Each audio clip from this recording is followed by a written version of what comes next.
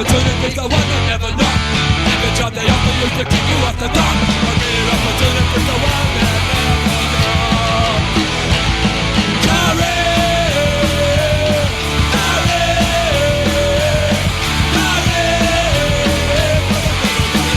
And that's going to do it for another rock and roll pre-show, because it is time for the main event. The podcast that doesn't take holidays off. The podcast that watches C-SPAN so you don't have to. And the only podcast that will shrink your amygdala back to a healthy size in 2 easy-to-apply weekly doses. It's the best damn podcast in the universe for a reason. I hope everybody has a great Memorial Day, remembering those who have fought for freedom around the world so we can be free to do what we want and when we want. I know that seems a little hard to believe we can actually do that right now, but I'll be back on Thursday for another rock and roll pre-show. I hope you can tune in. I am Darren O'Neill. Thanks for listening. Over to you in Austin, Tejas, Podfather. This is Nick the Rat, and I love the No Agenda stream, the best podcast, information, and entertainment stream in all streamdoms. There's a lot of streams out there, but this is the best.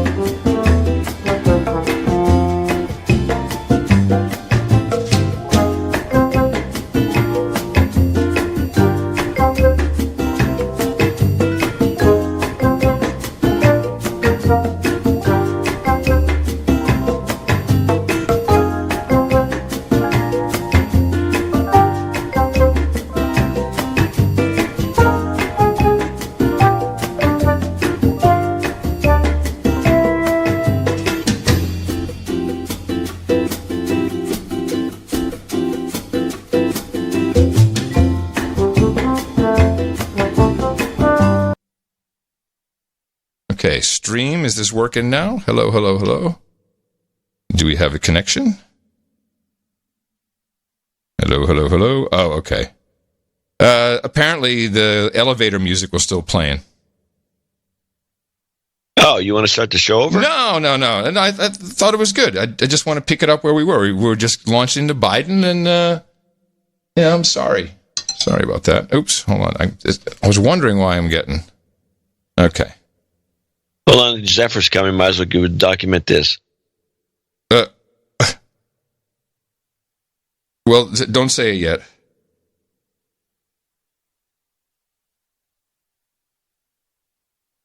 Okay, let me just set my marker here.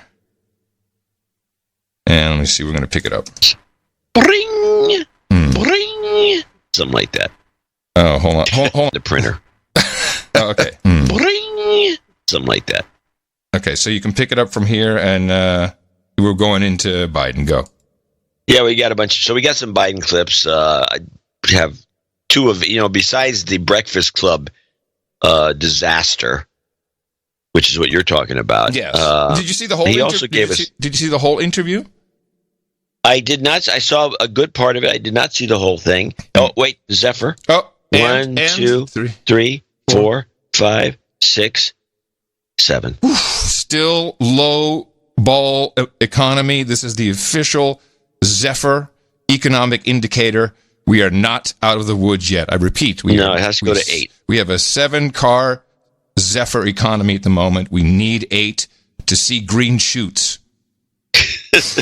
See, I've been watching CNBC. It's got electrolytes. I've been watching CNBC. Can you tell? Yes, it's part of our L recovery plan. Okay, so Biden. Yeah, I think this is it. We have a lot to do about. Well, do you have some clips on it? Because you probably may have. I have a couple things. Yeah, I just have a couple things, and then we will obviously get to some coronavirus stuff. But this is just so lighthearted. Yeah, Biden's more entertaining. It's definitely. And the coronavirus stuff I have this show is depressing. So right. I just have some general kind of booby stuff that he was saying, although this popped up, and this is part of, because he did a number of appearances in the past couple of days, and this was part of it. I'm sure you've heard this. I'm going to beat Joe Biden. And I thought that was a worthy contender for end of show ISO, but and I thought he literally said that. And of course, no one bats an eye, the guy's like, I'm going to beat Joe Biden. All right, Joe, fine. But what I wanted to play just a little bit of, the whole thing is 7 minutes, and you'll get the idea, and it's actually more fun to watch the video, is what is trending on social media now is it's titled, Black Americans Have a Message for Joe Biden. Just to give you an idea of what kind of impact this has had on our fellow Americans. So if you have a problem figuring out whether you're for me or Trump, then you ain't black. Oh, Joe Biden thinks I'm not black? Joe Biden does not think I'm black. Joe Biden said, if I don't vote for him, I'm not black. Joe Biden does not think I am black. Joe Biden doesn't think I'm black. So I've got a message for Joe Biden, who doesn't think that I'm black if I don't vote for him. Joe Biden doesn't think I'm black because I'm not a Democrat, but let me tell you this, Joe Biden, you cannot shame me to run back to your Democrat party. I'm black, okay? I don't support Joe Biden. I support Donald J. Trump. Thank you very much. I am black, and I am not voting for Joe Biden. So this goes on, as I said, for 7 minutes, and it's kind of a mega cuts. It's bigger than a super cuts, and it's just, it's really, like, to me, devastating, the impact that this had, because this has impact. And this is a core problem with the Democrat Party and how they've treated African Americans, as I've learned from Mo Facts with Adam Curry, because I've picked up some knowledge along the way. But the idea that you're black, you vote Democrat. That has been the idea. And there's a whole history as to why that is. It kind of came about with Lyndon Johnson. He's the one who set it up, and he's the one who talked. There's the recordings in the museum with him going on. It says this will keep the black vote for the next 1,000 years. It was the Civil Rights Act. Yes, and if you really want a whole history, then that show is something you can listen to from episode 1. There's not that many. Anyway. It is incredibly insulting. It confirms so many things that are said already. You know, the plantation, all of that. It confirmed everything. And the thing was, I don't think it was Simone, but one of his handlers was trying to get, almost as if they knew that, okay, his time is over. You've got to, no more time for the interview, Mr. Vice President. We got to go. And he's like, oh, come on, man. And then all of a sudden he spits this one out at the very end. Interview was over. He was safe. Yeah, do we have it? You have it? No, I have it. No, I don't have it. Do you have it? I want to hear it. I have a bunch of these. Let's start with. No, I saw. By the way, I want people to know part of the process is, since you do your clips a day earlier, when I get into the studio in the morning and I have a whole list of stuff I want to do, I'll look at what overlap there is, and I'll pull back. So I saw what you got. You know, I saw hydroxy. I saw Biden. I'm like, groovy. So I got other stuff, and let's roll. Oh, brother, let's roll. Just showing podcasters how to do it.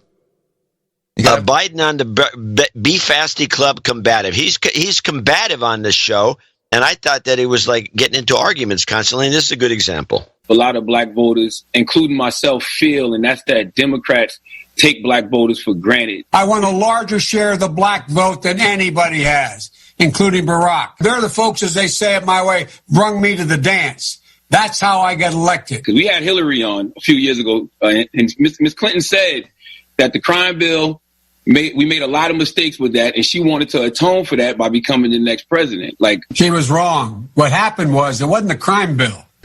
It was the drug legislation. Thanks so much. That's really our time. I apologize. You can't do that to black media. I can't do that to white media and black media because my wife has to go on at 6 o'clock. Listen, you got to. That's I hadn't actually focused on what just happened there.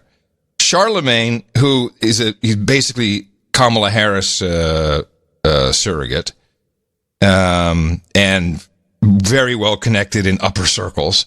So he says you can't do that to black media, which by itself has racial connotations. He's kind of setting it up. It's like, oh, you can't do that to black media. Then Joe comes back with something about black and white media. I hadn't even heard that part. I can't do that to white media and black media because my wife has to go on at 6 o'clock. Listen, what does that have to do with his wife? I don't know. But I can't do that to white media and black media because my wife has to go on at 6 o'clock. Listen, you got to come see us when you come to New York, VP Biden. I will. Okay. That was the clip. Yeah, that's one of them. Then the other one is this one. This is Biden versus Breakfast Club, the short take. Okay. You got more questions, but I tell you, if you have a problem figuring out whether you're for me or Trump, and you ain't black. It don't have nothing to do with Trump. It has to do with the fact I want something for my community. I would love to see. Take a look at my record, man. I extended the voting rights 25 years. I have a record that is second to none. The NAACP has endorsed me every time I've run. Come on. Take a look at the record. This could have been a win moment right here. If Joe had uttered the word tangible, of course, reparations, but he's not going to do that. But if he had said, yeah, I'm going to do something tangible, he would have had 50% of the battle won because it's all coded words at this point. And that's what Charlemagne was asking for. He's like, I want something for my people. What are you going to give me? And Joe goes, come on, man, look what we gave you. But Charlemagne didn't give him anything. And then he starts bragging about, well, in another interview, Charlemagne was on another show on MSNBC, and he says the problem was, what have you done for me lately? Yes. And so, and now I've got one clip here. This is one of the MSNBC political analysts doing the backstory on the whole event. And I thought this would be worth listening to. Okay, what is this titled? Biden backstory. Oh, I see it. Yeah. The backstory on this whole conversation actually goes back quite a ways into the primary, in which just about every Democratic presidential hopeful appeared on this popular show, The Breakfast Club, except for Joe Biden. And what was so interesting about that, of course, is that the black vote, the African American vote, was so critical for Joe Biden. It's really the reason he is now the apparent nominee. And so the show had been very critical of him, been pressuring him to still appear on the show, and finally they managed to get that together. And during what was really a 20-minute conversation, there was some tense back and forth, really pressing Joe Biden about some of his past policy positions, like the crime bill, 1994 crime bill, of course, like on drug legalization, marijuana legalization specifically. But even with the tough back and forth, it was that moment at the end there that was what really got Biden in trouble, just as they were wrapping things up. And of course, the Trump campaign jumped on that so quickly. We did see, of course, as you mentioned, the former vice president racing this afternoon to try to clean that up. We also saw his campaign trying to take care, do some damage control during the day. Let's take a listen to what Simone Sanders said on MSNBC earlier this afternoon. The tone of the interview at the end were said in jest, but I want to be clear about what he was saying. And what Vice President Biden was saying is he will put his record and his track record up with the African-American community and in the African-American community up against Donald Trump any single day, period. Don't eat me, Bo Jordan. You're scary. So scary. Exactly. So after this, Biden does this apology, and we knew what kind of apology it was going to be, a performative. It was going to be no apology. And should we explain the performative just for a moment? Well, that's where you don't really. A good example is, well, let me tell you this. Thank you. Well, very let me much. say this about that. You just did it. And or here's the truth about that. Even that is a performative. Let me tell you about that. Yeah. It's just like you're not. Why don't you just say it? It's almost one of those tricks. I was watching a body language guy. One of my favorite ones, this crazy looking character who did Biden saying that he had nothing to do with Tara Reid. The whole thing was bullcrap. Right. And the body language guy was finding stuff there that it was obvious that Biden was lying the whole time. But all the things he was doing and the way he was presenting things and the way he was denying things, everything was always this kind of almost secondhand. This particular apology by Biden, which a lot of people played, it's hard to get the whole thing. I found what I think is the whole thing, and a lot of them have been edited, and they edit. There's a funny thing. These guys, I think they're doing it on purpose, because they edit in such a way that it's obviously been edited. Have you noticed this? It's like you play something, but it's poorly edited, and it's almost on purpose. Well, I think it's become a form very similar to the jump cut and flash cross that has become rampant on television. It's a possibility that this is just style. And this is, a part of the radio lab. So, here's the apology, and you tell me, where's the apology?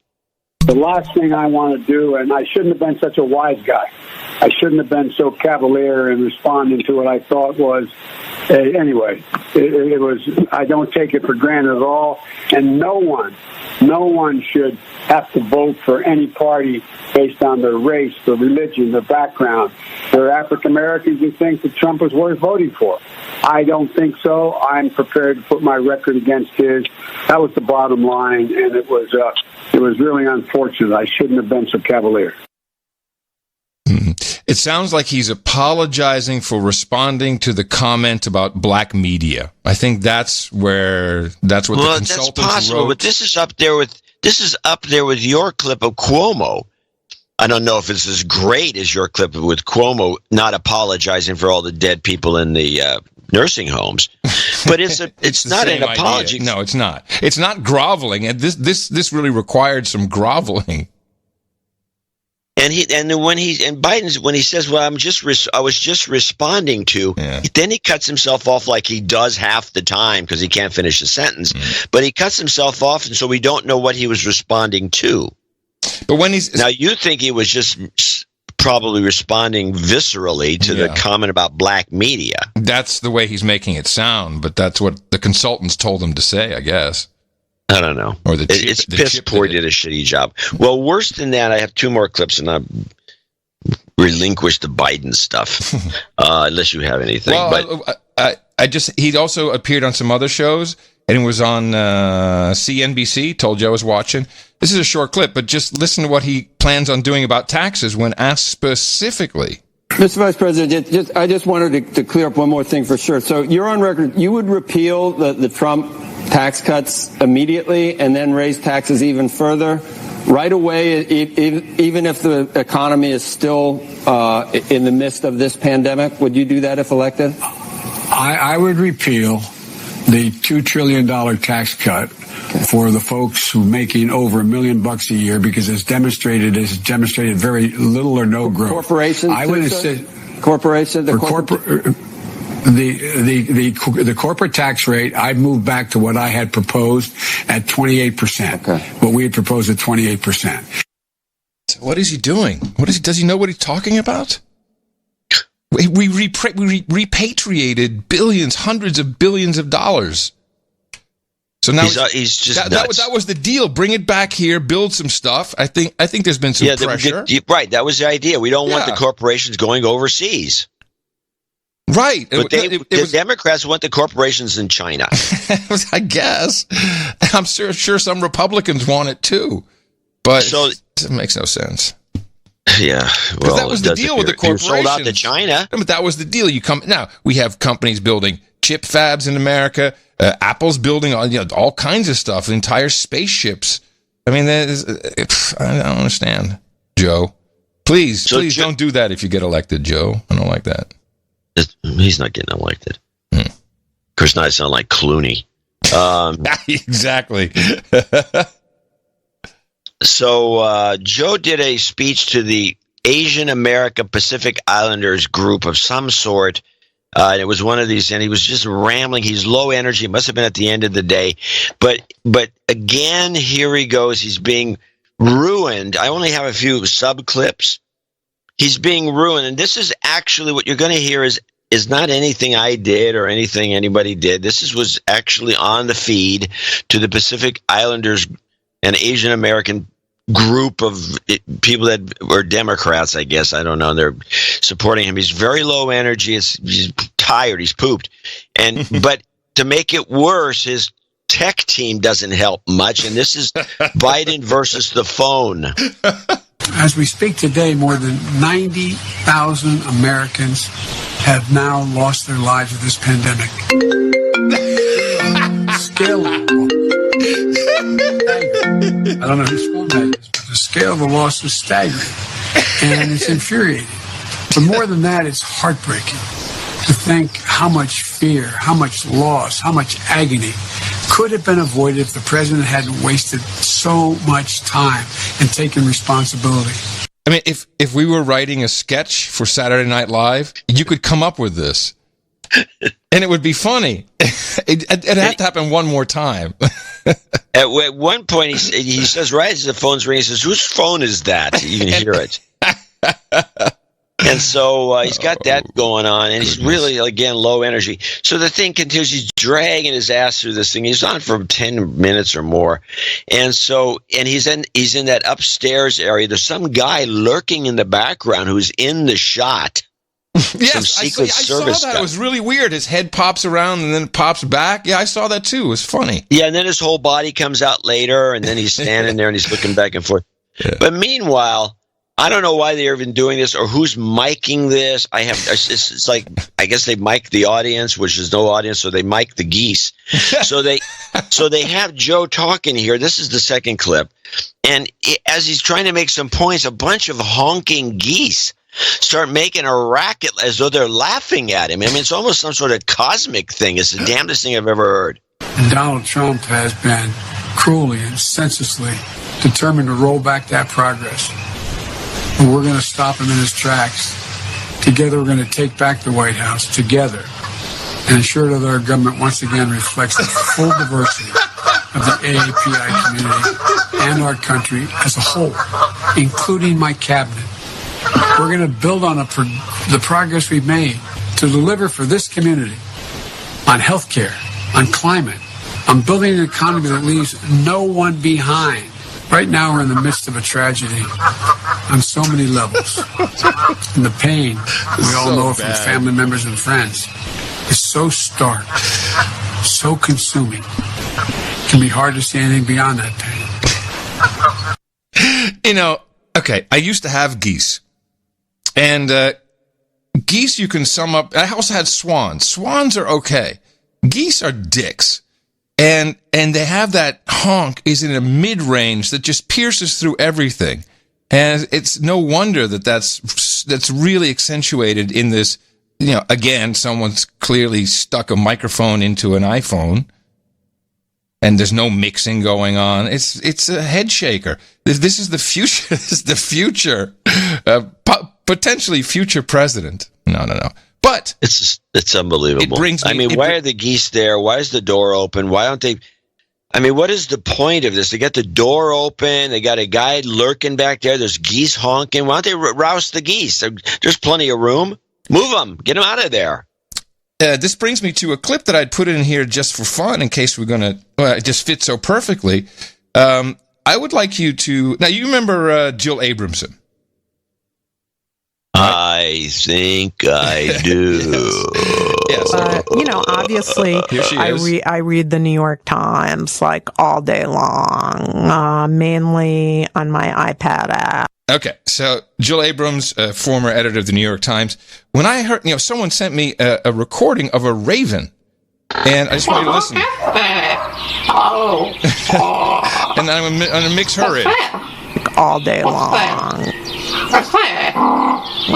Mainly on my iPad app. Could it be? Maybe she's a raven. Vocal fryers are actually ravens, and they fly away. I never noticed that ravens had vocal fry, but now that I think about it, we have ravens around here. They don't show up a lot. We have crows mostly, and they keep the place free of ravens. But the ravens do show up, and they make a lot of weird sounds. Of course, you're in Berkeley. Of course, you've got the ravens. That's where the Hummers are from, man. That is the OG Berkeley Hummer sound. So you got ravens. I'm just saying, when you hear a raven, careful. Could be a vocal fryer in disguise. Could be. Okay. All right. Let's talk about masks for a moment. About what? Masks or muzzles? Oh, masks. Masks or muzzles. We went out again this muzzles. Weekend. Texas is now under a pretty much we're open, do your own thing. Although technically restaurants at 50%, still, I think gyms, they can't go to any, or, exercise places. They're still kind of limited for some reason, but everything else just feels open. H-E-B, the major supermarket chain, Texas's own H-E-B, no mask required. There's no Nazis at the door. But lines. No line. You can come in and go out as you go. Now, they say it's because they have everything properly ventilated, which they do, and they have a good system, and they feel that they're comfortable and they're done. And there are, I'd say, 60% people wearing masks outside, inside, everywhere. And there's the other 40%, and we're not wearing masks. And the most noticeable thing, no one cares. No stink eye, no crazy looks. Either way, no, it's just whatever. I don't care what you want to do. Fine, go ahead. We went to the mall. When you come through one of the store entrances, and we went through Nordstrom's. I believe that there are still malls in Texas that are operating and profitable. Operating. I don't know if this one is ever going to be profitable after this. Oh, okay. Well, then I got half of it right. No, it's going to be a real problem. So Nordstrom's, big signs, requirement, all customers must wear a mask. And, so we're walking around a little bit, and it's not a pleasant shopping experience with a mask. And then we walk out into the mall. Boop, mask comes off. You can walk around whatever you want. Plenty of people without masks, with masks, stores, mask, no mask. You wind up looking at it like, I don't want to go in there. They require a mask. And you just walk on. It wasn't super busy, but there were people. There was commerce. Stores were open. I think we're just basically open here in Texas. And it feels pretty good. So are the beaches open? Well, I have a clip, but first I have some news. One of our producers, I just want to get his name right because this came in my very own P.O. box, so you know exactly who this is. This is Mark from the United States Space Force paper, lasers, pew, pew, pew. You've seen his Space Force. You've seen his donation notes. So he sent the Keeper and I two beautiful COVID-19 antibodies positive armband. I saw those. I think I have an issue with them. The color, I think a mistake was made. I have an issue with the color. Exactly. Yeah, it's the wrong color. It should be green. This is more like should be green. Exactly. Oh, no, I know. This is why we discuss these things on the show. It's very important. Well, I don't think we needed to in this case because we both saw the same thing. Yeah. I also received from Philip Carr, who a very interesting fellow, who sent me a long, beautiful note. Philip is a certified financial professional, like Horowitz. So he can take your money and invest it and give more back to you. That's how it always works. But in his spare time, he makes holsters. And since I was going to open carry with our masks here, it's like, I'll wear a mask, but I'm going to open carry. He made a beautiful hand-tooled holster for my Burst of Thunder 380. So I can't wait to have a full-on shot with my cowboy boots, with my COVID band, with my holster, and I'm good to go. And my No Agenda mask. Now, what more can you want? This is definitely Texas, where things are good and we're open. And I have a clip. After several weeks of being stuck inside, thousands have flocked here to Bolivar Peninsula to make the most of their time while out. Been in quarantine, and I need to get out and party. Woo! Go Topless Jeep Weekend. What's better than beach and a few drinks and Jeeps? Man, getting better than that. In full swing at beaches on Bolivar Peninsula. This event comes at a time where beaches across the state are reopening following the coronavirus pandemic. And beachgoers like Chelsea Collier are still taking precautions to stay safe. Wash them hands for 20 seconds and keep them clean with their Germ-X. Totally. Come down, have a good time. You have a good time, there's no issues. But when you start acting silly, like the sheriff said on the previous interview, we've got a jail that's got a whole lot of empty holes. The sheriff office have made at least 63 arrests so far in connection to Jeep Weekend. As for the enforcement of social distancing, they say it's challenging to enforce. I mean, you can't. It's not possible to do that on this beach with the amount of people that we have here. We can't do that. The additional presence of law enforcement has been a welcoming sight for beachgoers, given the history of this event. So we're open in that regard. That's Galveston, Texas. They're a little crazy over there, but it does give us another 2 possible end-of-show ISOs. Been in quarantine, and I need to get out and party. Woo! And she looks just like she sounds. And then there's this one. Wash them hands for 20 seconds. Those are both good. Let me give you mine. I only have one. Oh, what isn't that the one? Okay. This is the Biden one. Go. Okay. You ain't black. It's strong. It's very strong. I think it'll be a decent ender. It's a little traumatizing. Well, the last show, if you recall, the last show we went through a rigmarole with all these different ISOs, and then you picked an old evergreen. Oh yeah, I don't know why that was. I don't know. I'm sorry. There was a reason for it, but I've forgotten. Anyway, this is Memorial Day weekend in the United States, where we honor the fallen soldiers of all of our wars who have died to protect your freedom and mine. And so we need to go out and we need to celebrate. You heard how they're doing it in Texas. General Burks, the scarf lady, who I've totally fallen out of love with, she had something to say about how to do it. And listen, children, listen to Dr. Biggs. But it's also why we continue to recommend to the public very clearly that you can't tell who's infected. And so that's why you have to continue to social distance. There's a lot of healthy people out there with COVID that look healthy.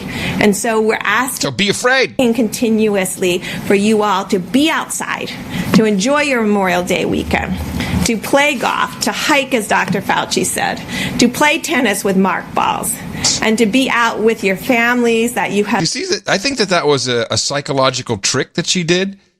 This is a throwback or a callback to the tennis balls that need to be marked. That was funny. I think it was a very enlightening moment for everybody. Do you remember that? Why didn't she? Yeah, she said play tennis with marked balls. Yeah, but there's no reason of all the things she could say. Yeah, I agree. There's no reason to say it. Just say play tennis. Yeah, But I think this is like a psychological trick to get you lighten up or loosen up to what she's saying. Okay. To play golf, to hike, as Dr. Fauci said, to play tennis with mark balls, and to be out with your families that you have been in the household with, and to even consider sharing social distance space as long as you have utensils that belong to individuals and that maybe can be thrown out immediately. There's a lot of things to think through. I know you can do this. I know the American people can do it. And so please, as you go out this weekend, understand you can go out, you can be outside, you can play golf, you can play tennis with marked balls. Again, you know what? I think it's a sexual thing with her. She wants to be the sexy, ha ha ha, but it was the New York woman. This is where problems. This is the New York woman where this comes from. Every player, unless they're from the same household, has to bring their own tennis balls so that you don't touch other people's tennis balls with your hands. You can kick their balls, but you can't touch them. So, that was a funny moment, and she's trying to capitalize on it. Like, oh, look at me, I'm also cute. And I can't help but feel that. And it's disturbing, woman. People can do it. And so please, as you go out this weekend, understand you can go out, you can be outside, you can play golf, you can play tennis with marked balls. You can go to the beaches if you stay 6 feet apart, but remember that is your space, and that's a space that you need to protect and ensure that you're social distance for others. Thank you. So this was guidance that was very cavalier, Well, it was very cavalier, but there was something in there that I thought was weird. Mm-hmm. She says you can use these utensils as long as you destroy them immediately. And she didn't even consider the idea of taking the utensils and putting them in a dishwasher. I'm with my family at a picnic bench, and I got a bunch. Why do I need plastic forks? Why do I need plastic forks? That's my family. I eat with the utensils in the house. Why do I need some special utensil when I'm in the park? I will get to that. This makes no sense, this utensil thing. Exactly. But a lot of it doesn't make sense. And then we had, just before the weekend, another twist. Now remember that most of the country is still in some form of lockdown, and people definitely are not as into it and out the way we are here. And we have a little bit of a head start. Of course, Florida and Georgia, but you don't hear about that. You're not going to see any of that. We have to see suppress people and don't sit on the beach and all that. Now, here's Fauci, who now has, we were supposed to stay home. First it was flatten the curve for the hospitals, for the system. Then we have to lower the case rate, the death rate, but yet we're testing, so there's more cases. And then he comes out with this. Well, A, I have no disagreement. We must protect the most vulnerable. And B, yes, depending upon the dynamics of the infection in the particular state, city, region, county that you're in, we certainly want to, in a cautious way, reopening. We can't stay locked down for such a considerable period of time that you might do irreparable damage and have unintended consequences, including consequences for health. And it's for that reason why the guidelines are being put forth so that the states and the cities can start to re-enter and reopen. So we are enthusiastic about reopening.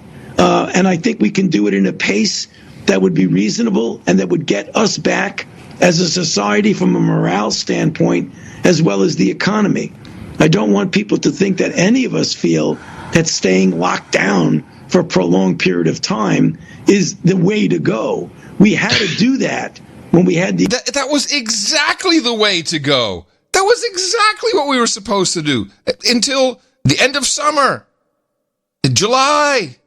June, that's exactly what Bill Gates was saying till December. Explosion of cases, but now is the time, depending upon where you are and what your situation is. Notice this. There's not one single mention of curve models, infection rate, case rate, death rate, recovery rate, antibody test, nothing. Just, it's probably not a good idea to do this. This is not scientific.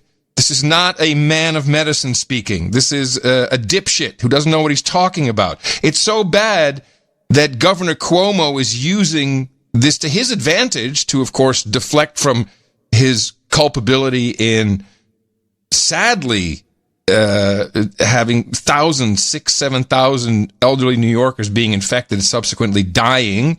So he gets to say stuff like this, and he's right. We've been on pause for too long. The economy is slow. I don't have a paycheck. I have to get out of the house. We're all about energy and aggressiveness in New York. The caution flag is they keep changing the facts on us. You know, we make a decision based on facts, but then the facts change and you revisit the same decision with a different set of facts and it's different. Well, if you get this disease, you have antibodies and then you're immune. Okay, so let's plan that all the people who test positive for antibodies, they can be the workforce that goes back safely because they can't get infected again. They can't get reinfected. That was the fact they gave us. So we test, that's why antibody tests came up. That's why there was such a demand. We do the antibody test, you're positive for antibodies, you're cleared to go back to work. Okay, hold on, we're not sure about that anymore. Well, what do you mean? You said if they had the antibodies, they were immune. Yeah, but now we're not so sure. Okay, new set of facts. Children are not affected. Okay, let's see what we do about camps. Let's see what we do about school. Hold on, children may be affected. This inflammatory syndrome is more frightening than COVID respiratory illness in some ways. Yeah, and I don't think he even has that right. But you see what's happening is he gets to push back and say, and it's true, because this is what's happened consistently. Every single fact has been changed, has been moved, and if anything comes out of this, people will have, I hope, lost some faith in this science and medicine and shut up and let the professionals do it because they didn't know. The unintended consequence, well, actually have a sad something. These are the technocrats at the top. And it's a different, there was science. You know, I have to always throw this one little tidbit in there. You science, you're science nuts. But you discuss some safe nuclear energy and the science, whoa, no, we can't do that. I mean, how you can be all science, and then when you bring up something like that, I hate it, I can't, it's dangerous. I mean, there's no science in any of this. This is all bogus technocratic malarkey. There's no science here. It's all guesswork. Shut up already.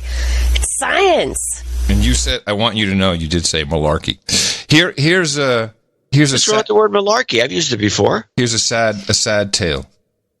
Every year, my mom's birthday, May 21st.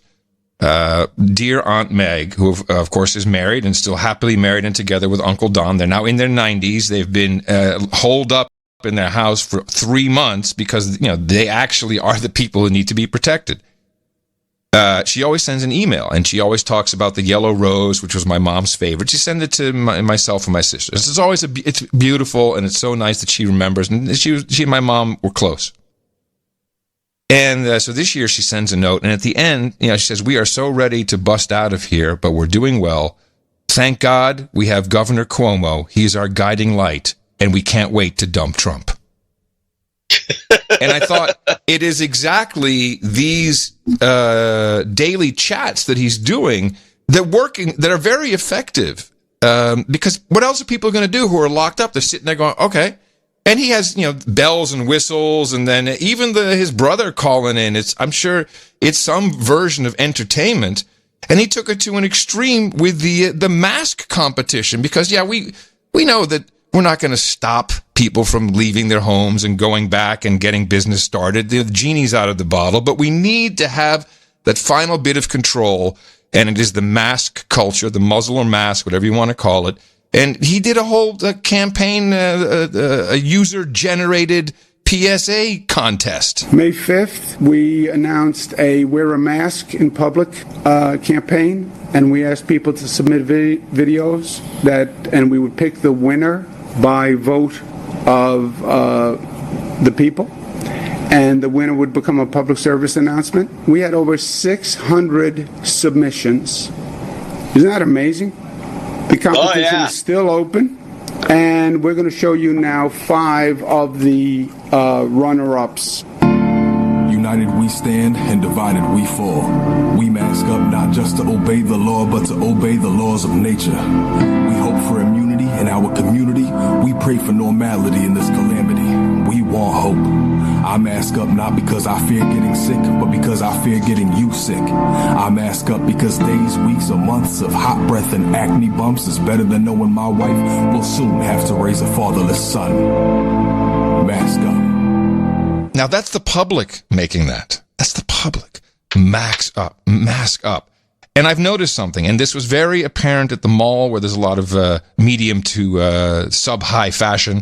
There is a model of mask which almost looks like the lower half of a football helmet, an enclosed football helmet that has a chin guard. And it has a pointy... The two sides meet in the middle in a seam that's in the front. And what it effectively does is it sits away from your nose and from your mouth. And it's not really an effective mask because stuff can get in through the top. There's no pinch at the top. And it's a fashion item. And the market is being flooded with these, and this is what you're going to see in the Gucci models.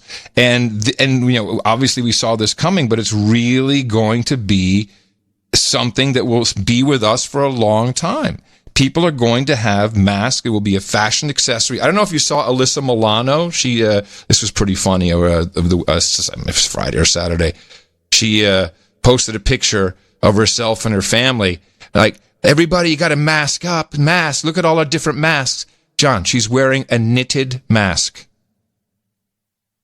Yeah, this is typical. A knitted mask. Yeah, why don't you just wear pantyhose?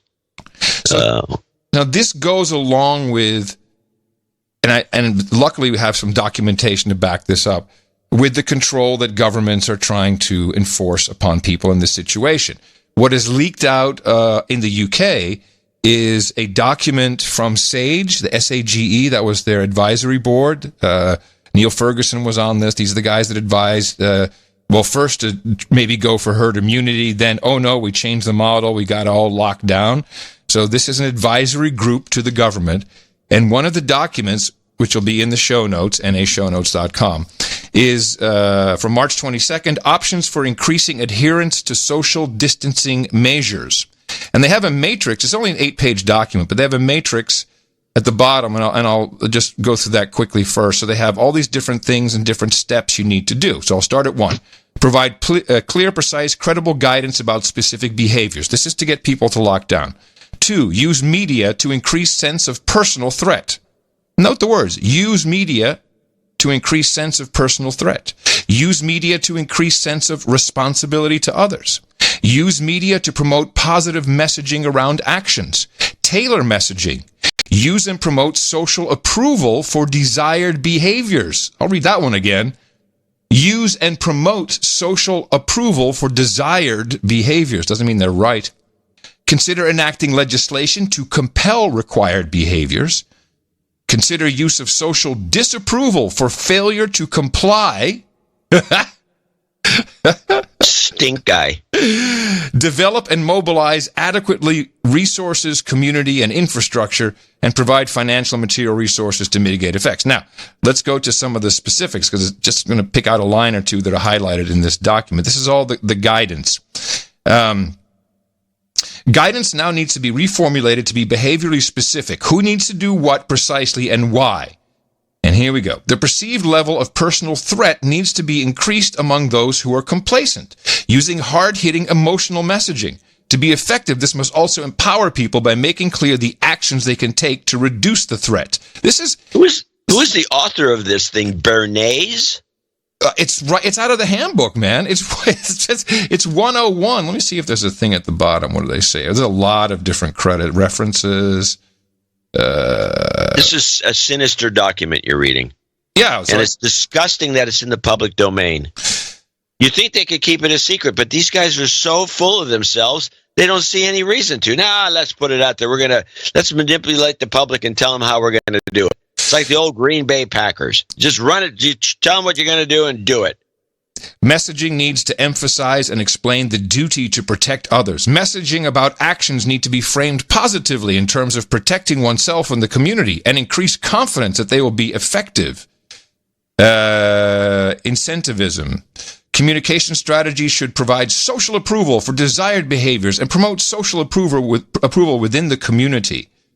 Now we have, I'm going to skip ahead a little bit to the fun stuff.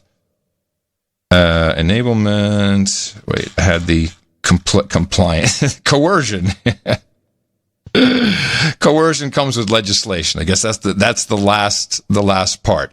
Incentivization. I mean, have a look through it, and they're not bashful at all about how they're going to use media and messaging to make you comply.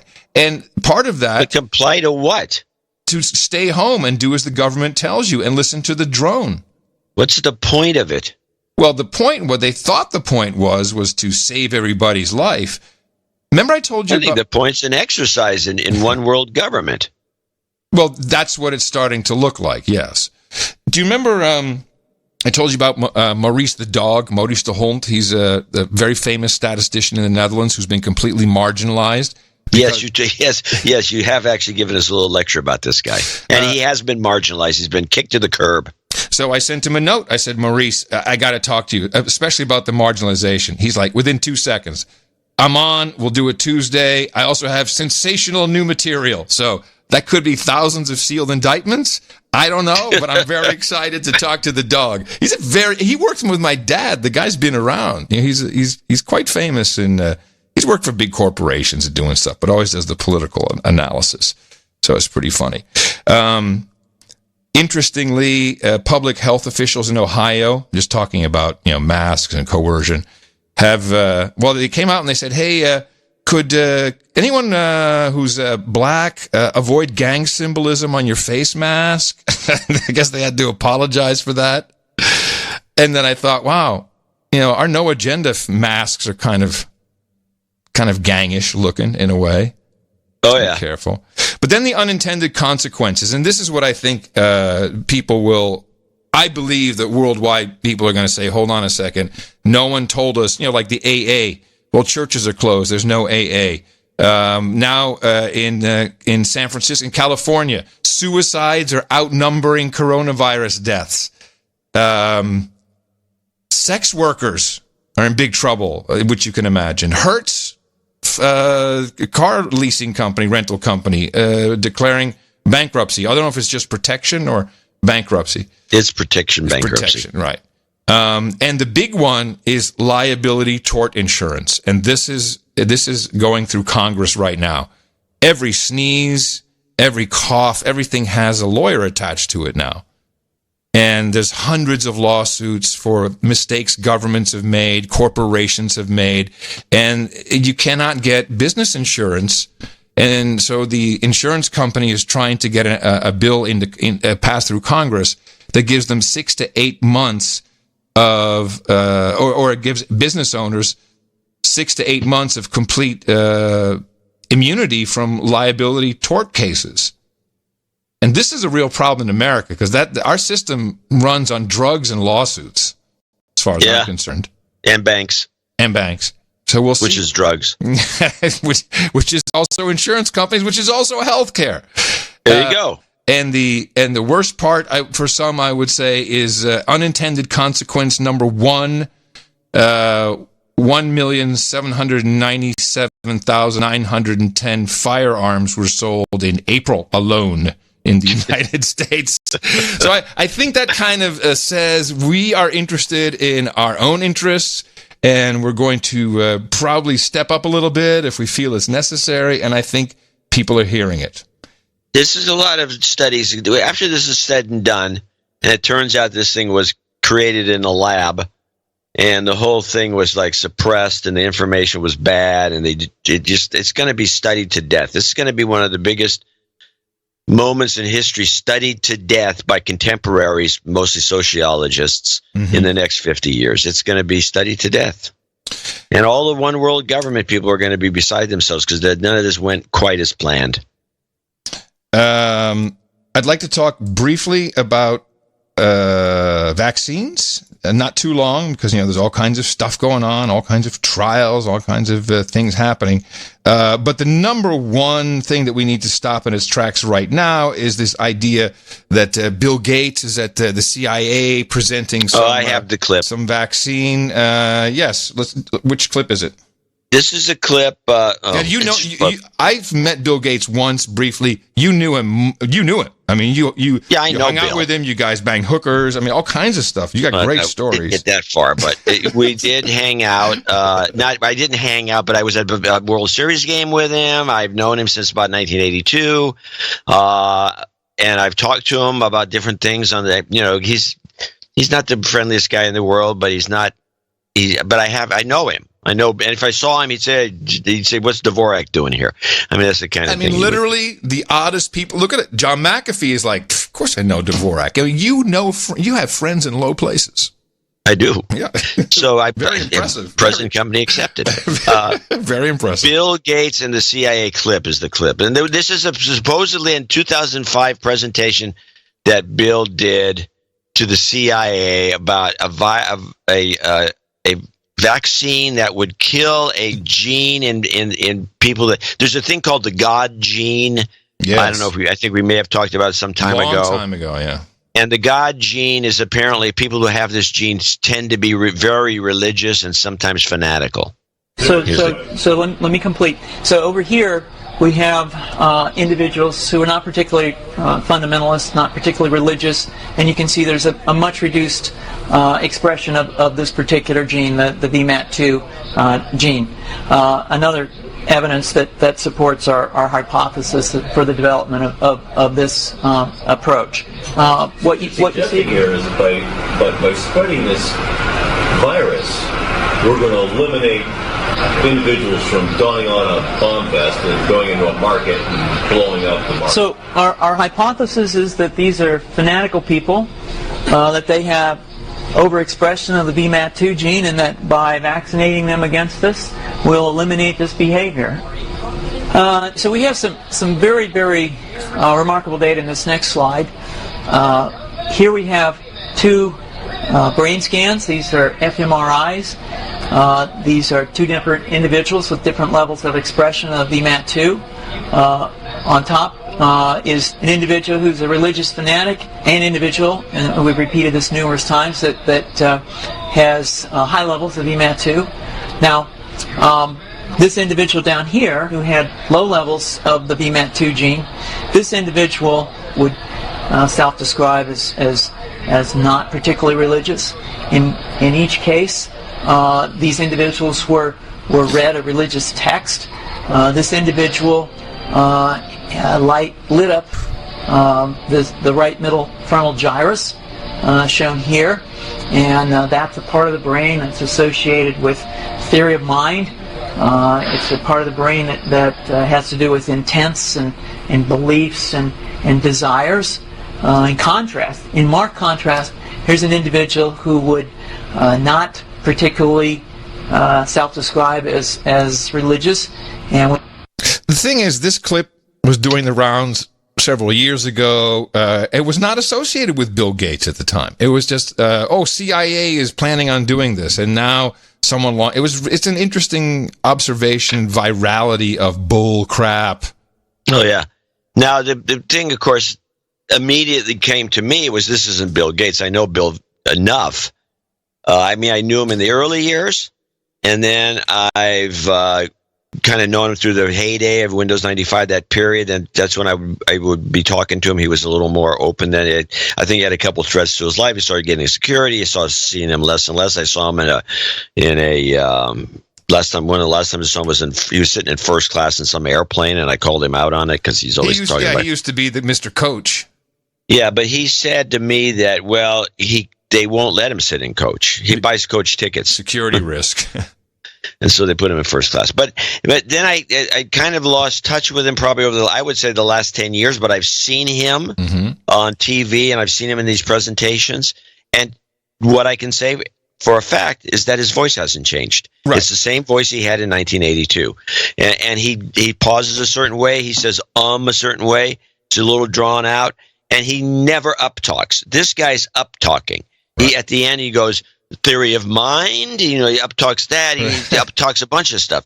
This isn't even close to Bill's voice. There's a little bit at the very beginning where you can almost hear Bill, but the rest of it's nonsense. So this is not Bill Gates. You can slow it down, speed it up, do anything you want to it. This is bull crap. And it's going around and everyone's, oh, look at this, look at this. This is useless. This is bad. This is not the kind of thing we want floating around because it's disinformation. It ruins any solid argument. It makes everyone look like a conspiracy nut. It's a negative thing, and it came out of QAnon or some other horse shit that should be avoided. John C. Dvorak's pet peeve of the day. Nice rant, my friend. Nice one. Well, I'll pick the ball up from there. This is Bill Gates. And we're taking things that are, genetically modified organisms, and we're injecting them in little kids' arms. We just shoot them right into the vein. Sounds like Bill, doesn't it? I think. And they got that little laugh in there. Shoot it into their vein. Now, important, because there is a disagreement in the constitutional law arena. And we have a knockdown, drag-out fight between, on one hand, in the blue corner, we have, it's a little purple, we have Alan Dershowitz, constitutional scholar, who claims that the forced vaccination by the state onto human resources and citizens of the United States is constitutionally legal. Constitutionally legal. And here is what he says about that. The Supreme Court has said yes. And if the case came to the Supreme Court today, they would say yes. It would either be 9-0 or 8-1. It is not a debatable issue constitutionally. Look, they have a right to draft you and put your life in danger to help the country. The police power of the state is very considerable. But let's distinguish between the constitutional issue on the one hand, which is settled, and the moral issue on the other hand. I think one can make a plausible argument that nobody should be required to be subject to a dangerous vaccination to help other people. That's a plausible argument. And I think we should continue to debate that. I wouldn't require people to take the vaccine unless it was proved very, very safe. Now, any injection can cause, obviously, infection at the site. Any pill can cause a problem. But in general, if the vaccine is deemed extremely safe, then the state does have a right to compel you to take it. Because remember, vaccines work. Now, I left that little bit in on purpose because I feel that our good Professor Dershowitz, first of all, is arguably on the wrong side of the law, but also he seems to kind of like immediately go from a constitutional argument, which he didn't really argue, just it's clear the court decided on, it would be a 9 vote, it'd be straight up and down, not going to happen, into vaccines work! Listen again. Any pill can cause a problem, but in general, if the vaccine is deemed extremely safe, then the state does have a right to compel you to take it. Because remember, vaccines work. This has been taken to task by our very own constitutional law professor, Professor Jones. And Professor Jones has written quite the screed, which you'll find in the show notes. He wrote it up specifically for this program, but I can paraphrase it quite quickly. The case law, and by the way, our professor, as he states in this document, is a constitutional scholar, has taught constitutional law as a professor, and has read almost every single case law on this very topic. I didn't know this about him. He's been a producer of the show for a long time. I think he lives in, he may live in Asia. And he says the particular case law that this is about is very famous. It's Jacobson versus the Commonwealth of Massachusetts. And this is around 1903, I believe. It was very early on, smallpox vaccine. He and his son were both vaccinated, and which is interesting because you'd think that this was someone trying to refuse a vaccination, but it wasn't. They were both vaccinated, and they both got sick.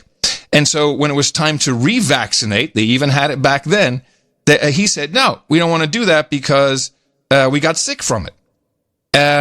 And what sparked this case is they said to him, well, you have to take the vaccine, but to his underage son, you don't have to. So there was a split there. How come?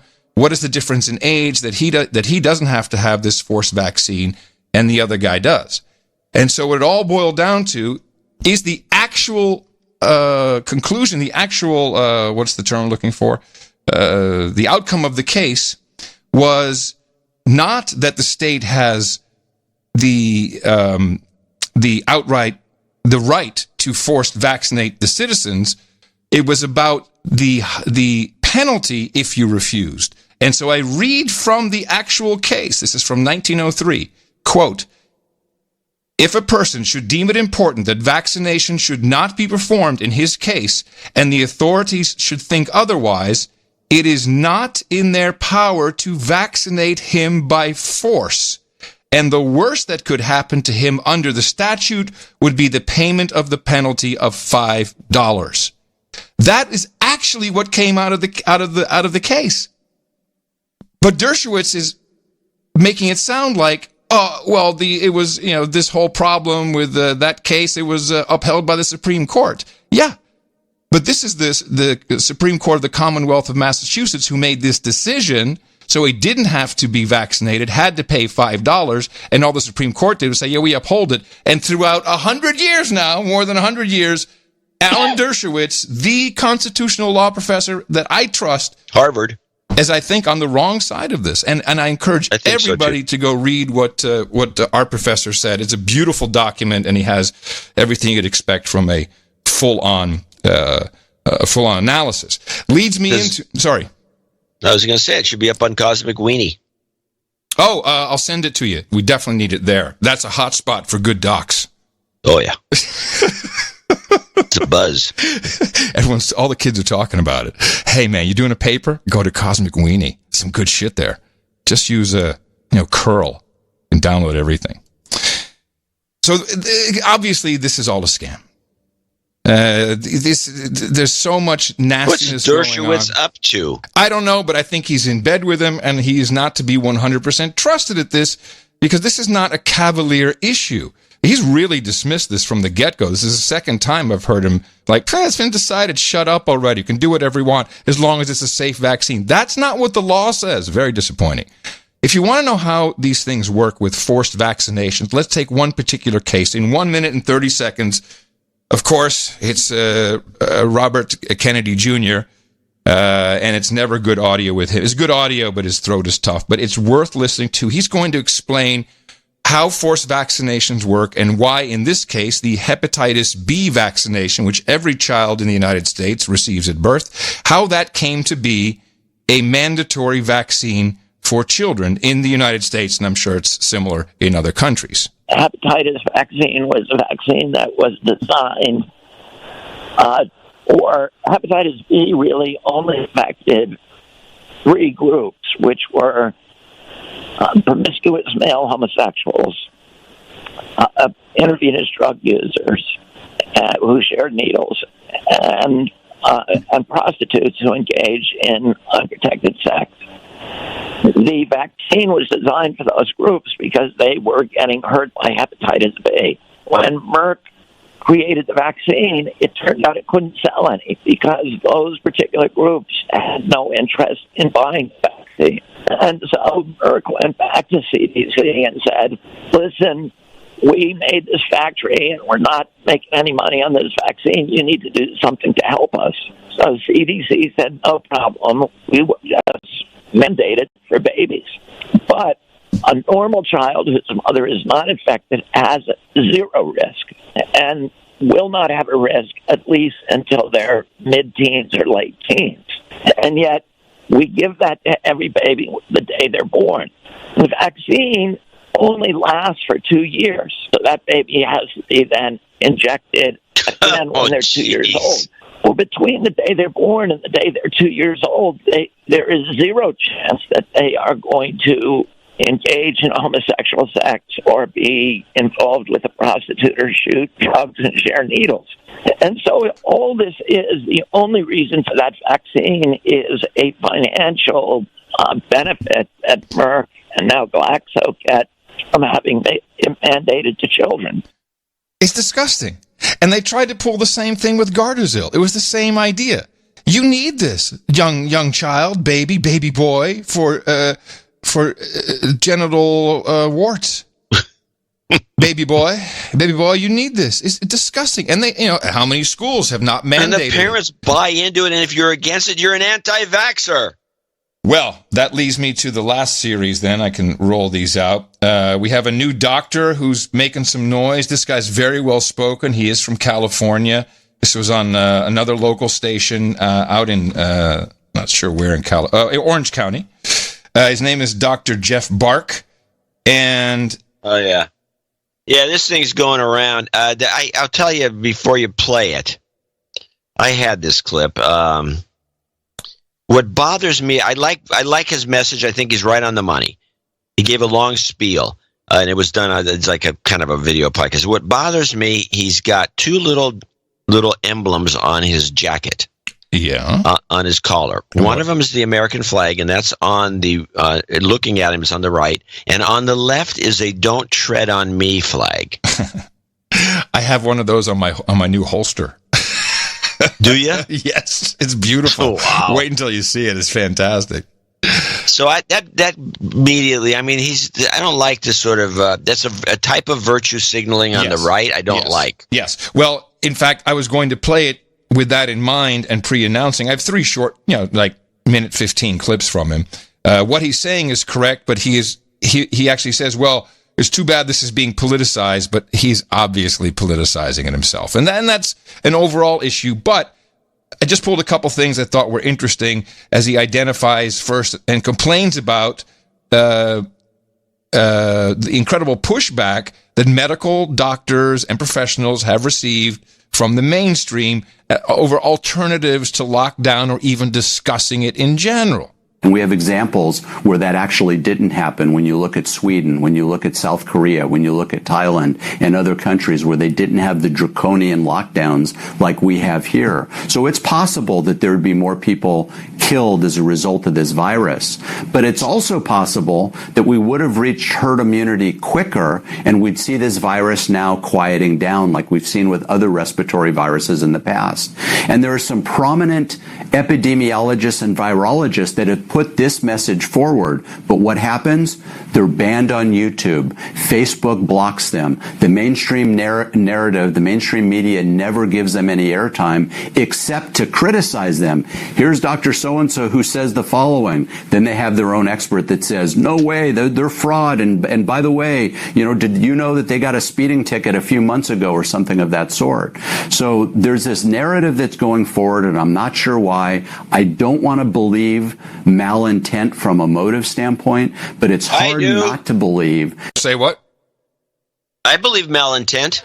Yeah. I have no problem with it. Oh, yeah, he'll bring that up. And I'm not sure why. I don't want to believe malintent. I think the reason he's saying this is because he's very political, and you just got to read his thought bubble. I think this is malintent. I think that's what he's saying, really. I mean, it's like, come on, we know how this goes, and especially with the "Don't Tread on Me," so we know his position already. From a motive standpoint, but it's hard not to believe that some on the left in the mainstream media really hope that we can continue this on long enough to unelect our president.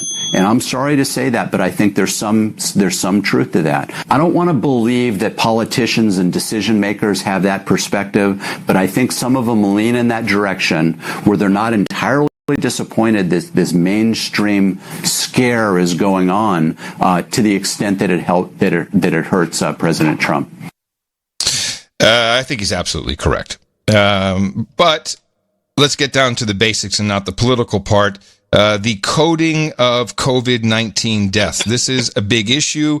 Even with the New York Times, they had the 100,000 death faces, the names. 100,000 names, of which already one has been identified as a gunshot victim.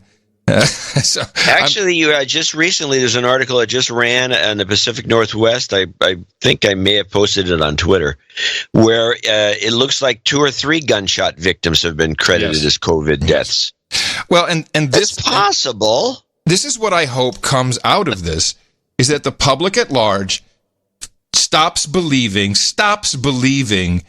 in the bull crap and starts doing their own work. We have enough connectivity. You can believe who you want to. There's a lot of documentation, lots of things. By the way, Trump is not absolved of any hanky-panky with the vaccine and pharmaceutical business. Here's one I found.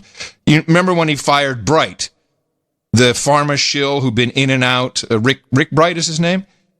Yeah, Bright. Yeah, Dr. Rick. I think it is Rick Bright. Yeah, so he's pharma shill. He's been in and out of government and vaccine business for the 20 years, 3 years in, 3 years out, doing his business. So Trump somehow, he gets demoted, pushed away, and then Trump brings in Dr. Slaoui, S-A-L-O-U-I, along with a general, and they're going to be running Operation Warp Speed. So there's about 100 vaccines now in development, 100 different companies. Well, Dr. Slaoui is a former member of the board of directors of Moderna Inc., the #1 vaccine contender. So it's all shills everywhere, and and the thing is about the vaccine, it's not that they're going to even develop a vaccine; it's the money. Yep, it's just the money. They don't even care if there's a vaccine. They do this as long as they got everybody's afraid and nobody blinks an eye when they start throwing tons of money at vaccine development. So the problem we've seen over and over is we have no reliable data. Therefore, the models are no good. We have just numbers of people who are dying. Did they die? Did they not die? There's another great document in the show notes, the CDC numbers. It's just good to look at them, comparing 2018-19 to 2019-2020 season. Actually, we had, I think, 4,000 less deaths overall in 2019. And look at it's a chart, and I'm confused now. Anyway, that's the point. Who's dead? What were they coded as? Who is infected? Please tell me what's happening, Dr. Bark. I've heard that some doctors are over-attributing COVID-19 as the cause of death with a lot of their patients. Are doctors motivated to get as many COVID-19 patients as possible so they can receive federal funds? So I don't want to say they're motivated to, but there are incentives in place, and the incentives are based on good motives, meaning that if a hospital system is overwhelmed because we're treating patients with this virus, then we're going to reimburse them at a higher rate to make up for some of the work and difficulty and trauma that they've been experiencing by taking care of these patients. So there are mechanisms in place to reimburse hospitals, but the only way they can track that is by tracking the number of COVID-19 patients and the number of deaths that are associated with COVID-19 patients. So what we do see is happening is patients that die but without a laboratory diagnosis, they're getting coded COVID-19, and there's this natural human tendency to lean in the direction of something that is economically benefiting their healthcare system. When I code on our electronic medical record systems, there are coding for COVID-19, and the organizations that provide these codings, let us know what the cost and benefit is for making these codes. So I don't want to say there's dishonest doctors out there that are doing this purposely. I'm sure there's some of that, but there's this natural tendency to lean in the direction and code in a way that will ensure higher reimbursements for a healthcare system that's overwhelmed. So, and you heard it right there at the beginning. He says we get reimbursed. This is a different reimbursement, and it's administrators. I don't know if only the doctors are doing this or whatever it is, but it's clear that the data is not clean. Which is another reason I'm excited about talking to the dog on Tuesday. 2 more clips. I'm going to lead you right into your hydroxy series. It's going to be beautiful. The testing. There's an issue with the PCR tests and the standards that are set that could be producing very high false positives, which, again, screws up all the data. It means we have nothing, we know nothing, and it seems to be another one of those, let's really try and do it right, everybody, which backfires. This is David Crow. He's an investigative journalist. He is going to briefly explain the problem with the PCR testing process and effectiveness. Very simply, the process is that you have RNA in, say, a nasal swab. So you first need to extract the RNA, get rid of the DNA, which interferes with the test, get rid of various enzymes and things that can affect later processes. That is not a perfect process. So the amount of RNA you get at step 1 will vary depending on which lab you do it in. The second stage is that PCR only works on DNA, not RNA. So you have to convert the RNA into DNA using an enzyme called reverse transcriptase. And the efficiency of that, according to Buston, varies by a factor of about 10. So what that means is the amount of DNA you end up with at the end of the second process is can be quite different, by probably more than a factor of 10 between different labs. The way you tell if somebody is, or the way you say somebody is positive or negative, is by running cycles of PCR. And at each cycle of PCR, you double the amount of material. And you say, for example, if we get to 37 cycles and we haven't found any material, you're negative. The choice of cycle numbers in tests that are approved by the FDA varies from 30 to 45. The second point is if you push the test too hard, you can get false positives. Stephen Buston recommended no more than 35 cycles, and the tests, the 33 tests approved by the FDA go from 30 to 45, and only 3 of them have less than 35 cycles. So what they are doing is they're pushing the envelope because they don't want to miss somebody who's infected. But the consequence of that is they could be generating a massive number of false positives. And they could have generated an entire epidemic by a massive number of false positives. And if somebody tests positive on this test, there's no way to determine whether it's a true or false positive.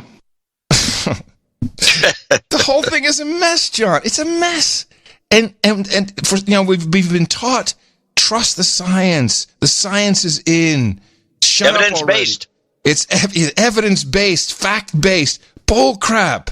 It's just not true. You don't have all the. It is okay. This has been proven out by the whole global warming scam. Well, and they won't listen to anybody else. They close the door on discussion. 97% of all scientists, they say. They lie about it, and it's all about the money. Do you remember when it was only a week ago? China's going to test all 11 million people in Wuhan in 10 days. I guess that's done then, right? We got our producer boots on the ground in Wuhan. He checked in a week ago. The reality of testing has changed. They are not testing all of Wuhan. We no longer need to be tested because we were tested in March. My coworkers are also exempted since they were tested last month. I have no idea how many were tested since it's no longer reported on the Chinese news television, the CNA. I work all over Wuhan and no longer see the big testing stations. Wuhan is 3,280 square miles, so maybe they moved to another section of Wuhan that I don't see, but this testing is over. They're lying. They're all full of crap. They're not testing. They're not testing 10 million people in 10 or 11 million people in 10 days. Bull crap. Now, taking you into the hydroxy. Liars. I'll take you into the hydroxy. This is the final one. And I thought it was quite brilliant that you came up with the concept that this virus had a back door, and the back door is hydroxychloroquine, or that's the key, and then you insert the zinc, and then you effectively neutralize it, and that somehow could have been known, at least to the president, since he was so early with this? Yeah, Very somehow. early. I think he was read in on something. Something, somehow, somewhere, and here's the final clip for me. Dr. Bark, again, the politicization of it, but it's a good clip from a doctor who was prescribed it, and a little interesting tidbit. So hydroxychloroquine, for example, is found to be very safe, effective, cheap, and readily available now. But if I use hydroxychloroquine now and I write a prescription, not uncommonly I'll get a phone call from the pharmacy for me to justify why I'm prescribing this medication. I've never had this happen in my 30-plus years career. All kinds of prescriptions. You never had someone really question and come back? Never. Nope, never. But now every time I write it, I get a response back to justify why. Either the patient is sick and they meet a certain protocol, they're of a particular age, or this, that, and the other. I've never seen that before. And I know that this drug is being used throughout the country successfully and safely, yet it's now a political drug because a few months ago, I can't remember how long ago now, every day just seems like, a year, but maybe a month and a half ago, President Trump said on public TV, I remember I was driving to work, listening to the news, one of the press conferences, and I heard him say it. And immediately when I heard him say something about hydroxychloroquine, I said, oh boy, here we go. How long is it going to be? Till my phone blows up, till I start getting emails from patients. And sure enough, by the time I got to the office, I had already received emails inquiring about hydroxychloroquine. But now immediately the press picked it up, and now hydroxychloroquine is a political drug. So if there's a study that shows that it doesn't work, mainstream media, front page news. If there's a study that shows that it has some benefit, it's ignored, or when it's presented, right next to it is a so-called expert to immediately shoot down that study to say that this is not a good drug to be using. And I think as a public service, you have some information on this 60-year-old drug, 70-year-old drug. Yeah, 70-year-old drug that's been long since, proven to be quite safe. Of course, there's a lot of stories, but let's go back to the doctors that were discussing this whole issue. We had on the last show, people like these clips. This is continuation. These are a couple of these are, two of these are long, kind of. But let's start with clip one, and let me have to set this up. This is this is the discussion of why. This is a discussion of how people get it, why more men get it, a concept called comorbidity, which seems to be an element of why you get it, that's why older men would get it.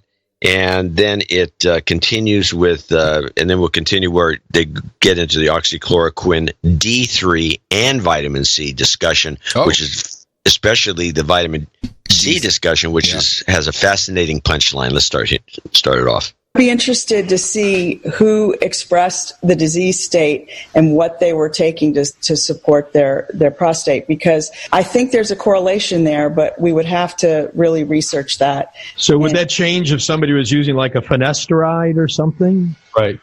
Yeah. Or palmetto or something. I mean, there's with HIV and the advent of viral treatments, in lieu of, say, vaccinations, which used to be the only real treatment you'd have for a viral infection other than ride out the symptoms and treat those. You have something called protease inhibitors now. And there's a protease inhibitor that both blocks TMPRSS2, and I think there's other ones for ACE2, but again, you don't want to get into the ACE2 inhibitors because of what we already mentioned. But that's already approved in Japan for pancreatic infection. Yeah. Pardon? Camostat mesylate, it's called. Camostat mesylate. We tried to order some to do some studies on it. I tried to get API brought in, and there's also nafamostat mesylate. It's pretty much the same family of drug. Yeah. Both are approved there. Both have been used with great success. The long and the short is, when we talk about different medical interventions or supporting those that are at risk, these are prime candidates. Yep. You predose someone with that, the virus comes along. Their immune system takes care of it. They seroconvert, make their own antibodies, and you're done. Issue. Because you've inhibited the cell from delivering its virus. Right. So we've already agreed on, or we already have put a hypothesis together here that the virus is man-made. I want to go to the next level for a minute and say, if it was man-made, is the groups that it hits coincidental, or was there a deliberate nature behind that? I don't know that it's coincidental. I think when you enter into gain-of-function type research and you start pumping up its virulence, it will naturally go become more virulent in comorbid patients. That's a given. What's interesting with this is that normally you would expect immunocompromised patients to be hit just as hard as comorbid patients. That's usually a given. Mm-hmm. But in this particular virus, it's not, because babies are immunocompromised. I mean, they do have passive immunity from their mother, there's no doubt. And if you're breastfed, you'll have more passive immunity, but not like an adult. Now, what they mean, to kind of break this down, children don't have much immunity. It takes years and years to build it up. You're exposed to all these viruses. You're out floating around. You're putting stuff in your mouth. You get sick. You get well. You get sick. You get well. You develop a lot of immunities. Yeah. And comorbidity refers to having two chronic illnesses at the same time, which is mostly older men. Right. And they discuss how it should be mostly women who get this disease, just naturally based on the nature of this virus, of the coronavirus, but men that have comorbidity, and that would be, for example, having diabetes and high blood pressure. Mm-hmm. That would be like having hypertension and a enlarged prostate, which is every man after about the age of 50. So men have these issues, and it turns out that the virus needs a couple of things going on for it that and to latch on to get going. The latching on is the easy part. It's the developing getting the virus load into the cell is the hard part. The viral load. And anyway, so now we're going to discuss the mechanisms that stop it, and it turns out that oxychloroquine is one of them. So let's go to clip 2. Not like an adult. So the fact that it's a non-issue in kids, it literally is a non-issue in kids and babies, tells me that isn't the priority here. The priority is the binding sites and the comorbidities. It's not immunocompromisation in this case. So there's more of a risk to somebody with benign prostate issues than it is with somebody with like a lupus or well, particularly a lupus if they're taking hydroxy. If they're taking hydroxychloroquine, then they're pretty safe. So let's talk about that for a minute. So let's talk a little bit about, you want to speak a little bit about that, or maybe talk a little bit about hydroxychloroquine and zinc and some of the things that you think are effective in treating this? Now, again, just explain who these people are, their credentials. The woman is an MD and a pathologist, and she specializes. They're all researchers. Okay. And their job is to the guy that she's with is the guy who's doing the show is a doctor. She's a doctor, but they're research doctors, and they do mostly drug testing for approvals. They're part of that scheme of things, and they're just kind of in the mix. And this is in their wheelhouse of expertise. Okay. The beginning of these clips, the guy spends a good 15 minutes boosting their credentials, and it's a very interesting interview overall. But anyway, they seem knowledgeable. Vitamin D. Sure, yeah. Vitamin D is a big one, actually. Keeping people inside is not good. Anyway, getting back to hydroxychloroquine. I'm sorry to interrupt. That is actually such a good point, and the dog is going to talk about that. It's the same thing with influenza. Why does it happen in these particular months? One, because of the humidity in the air, but two, everyone's inside. They're all together. Grandma, kids, everybody, and they have all the doors closed, and there's no ventilation, and that's what happens, and that's why it spreads so quickly. The best way is to actually be outside breathing fresh air. Be in the sunshine if you got it. Let's think about what it treats or prophylactically treats and has for 70 years, right? Plasmodium falciparum. Plasmodium falciparum is a bacterium. However, it's not your typical bacterium. It's malaria, right? It's malaria, correct. Yeah. And the way it works, I'm going to go back to what you said about talking to the general audience and not losing my audience here. But basically, it's preventing the virus from entering into the cell. It blocks it the same way it would block Plasmodium falciparum from entering into the red cell. And then when you add on azithromycin is a macrolide antibiotic that has antiviral properties. It does have antiviral properties. So when you hear people say you don't use an antibiotic for a virus, in general, that's true. Azithromycin is a little different. And when you are suffering from COVID-19 and you have the damage to the lungs, you're more apt to all of that opportunistic bacteria to also take hold. So it will ward off, strep pneumo or any other kind of respiratory bacteria in addition to antiviral properties. So together, if taken at the right time, and that is key, you can't have a patient crashing on a vent and think that it's going to make a difference at that point. It is so interesting the time that we're in, because we're not the only people who are listening to this and can find this and are sharing it with each other. These are not crackpot doctors. These are not nut jobs. These are not anti-vaxxers. These are not science deniers. They might believe in global warming for all I know. These are smart people who have different opinions.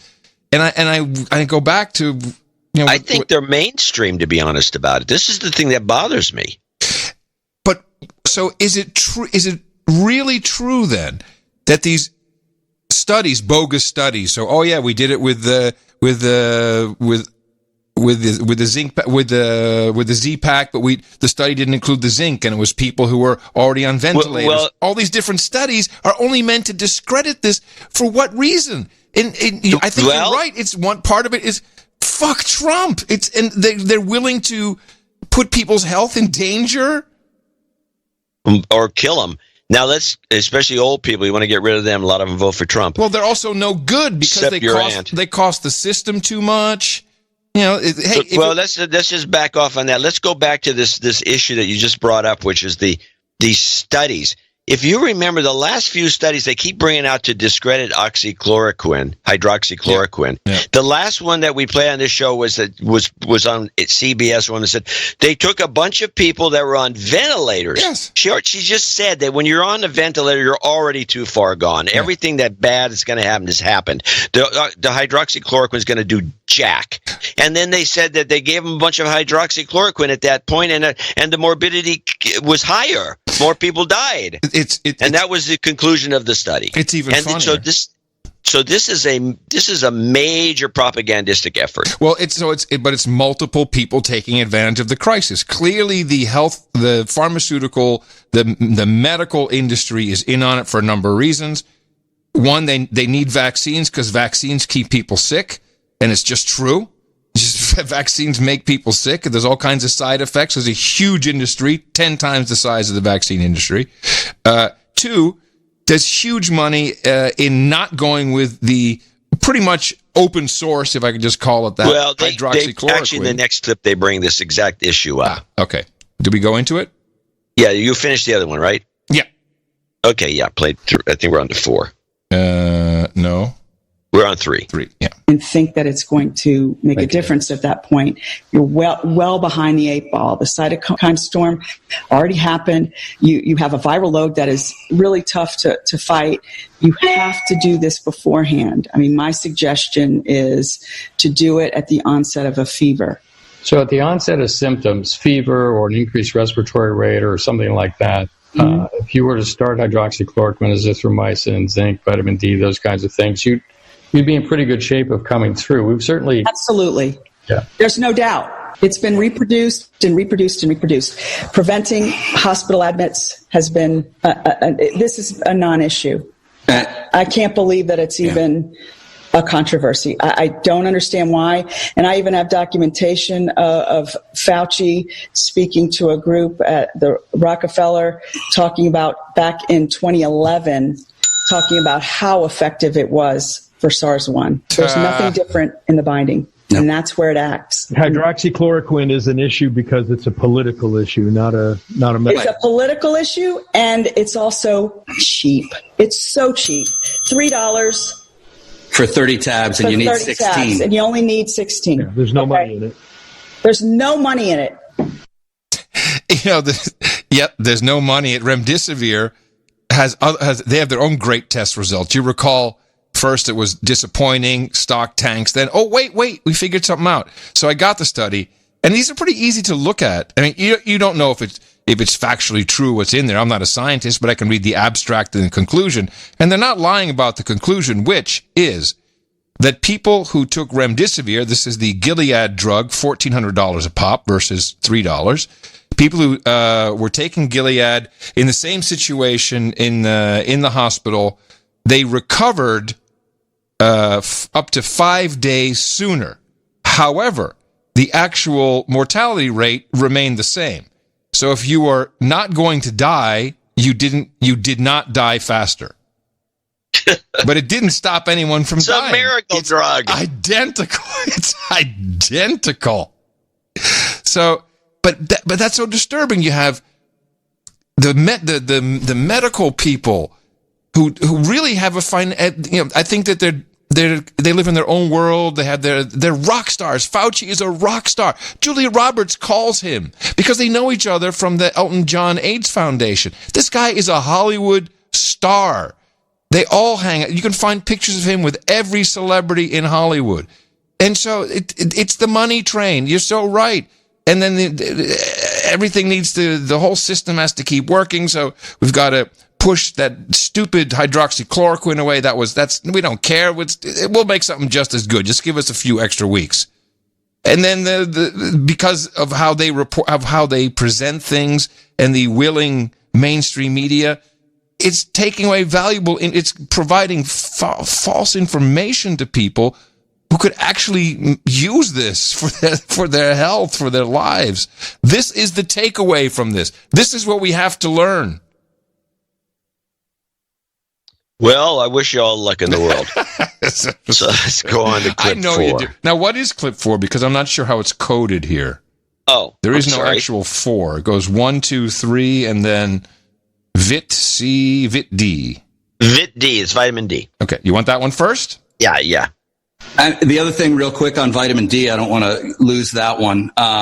We can get it from the sun, etc. The long and the short of it, though, there's plenty of papers that go back in the 90s where they were looking at coronaviruses. And again, the coding on the coronaviruses is all but identical, upwards of 80-some%. So to defeat them is very similar, regardless of which corona it is. Right. Cystatin D as well as cystatin C at levels that exist in your saliva were found to destroy it. So when you speak vitamin C and D, what is that? That's not vitamin D and vitamin C. No. It's an enzyme in the saliva, but it's directly vitamin D creates the upregulation of cystatin D directly. So when you hear patients say, when I first got COVID, my sense of taste was gone, my sense of smell was gone, I don't know what happened.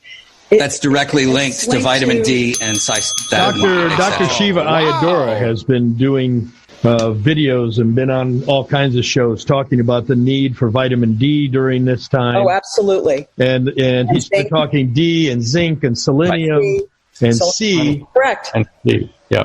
Zinc doesn't increase bioavailability in the classical sense, or the amount of drug that your body absorbs, but what it does is helps drug bind to the viral site. It's almost like a facilitator for the hydroxychloroquine. Of course, sadly, they mentioned Dr. Shiva, who has already been marginalized as a kook. Oh, yeah. He's been kicked off the air. Yeah, of course. He's a kook he's also running for Senate, I believe. Yeah, he's a kook. He doesn't know what he's talking about. Yeah, everyone's a kook. But that's why I can't wait to speak to the dog, man, to talk about being marginalized. Now, Jesse had, JC had COVID. Mm-hmm. Jesse the baby probably had it because he think the baby was the carrier from preschool. And Jesse had it was like a week or two, she said, of no smell, no taste. Wow. So she had it. That's a long time, though. And did you do your typical? You pumped them full of D3 the minute they felt something? I don't pump them full of D3. JC can't. It hurts. He can't have it. He can't have it. Right. And Jesse's a liberal, and I don't think she buys into it. Does she have a mask? Well, she doesn't wear the mask when she comes over here, but I'm sure she has. Everyone has a mask. We're in California; you have to have a mask. It's by law to have a mask. So this is is again a situation where the liberals are kind of, I don't know. It's just another whole stream. Yeah, we don't need to go down that road. So let's go back to this presentation with the last little part, and this is a real interesting one because I had read a number because I've been reading some very kind of real deep papers on, especially about this kind of enhanced PPPs, which is always called P3s, and some of these other the development of these things in labs. Mm-hmm. And how it works and how it gets funded and how the Wuhan place was doing them and how we do them at Fort Detrick and elsewhere. And in the process, I ran into a more than one reference to this idea that if you put somebody down on a stretcher and you pump them full of vitamin C intravenously, mm-hmm. It will knock this stuff out. Wow. And it's just a couple of papers. It's documented. It's not like a crazy therapy, but it does apparently works. But let's hear about a doctor friend of mine swears that he has cured people with not AIDS but HIV virus with a 2-week vitamin C intravenous regimen. It's a possibility. I believe him. But let's hear let's hear on this clip what's going on with this treatment. Correct. But what about vitamin C? Because we've heard about C is always good for immune support. We all know that. Linus Pauling said so. And your body clears it rather rapidly. So, if you're going high dose, obviously IV is the way to go. Although the FBI is the FBI right.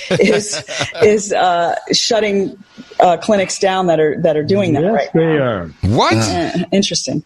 What? Shutting down clinics that are administering vitamin C? Intravenously. Shutting them down. FBI. What is the charge? I don't know. We need to. I have no idea. They don't go into it. They just mention it in passing because it's a fact that they've noticed, and they don't talk about it in any more detail.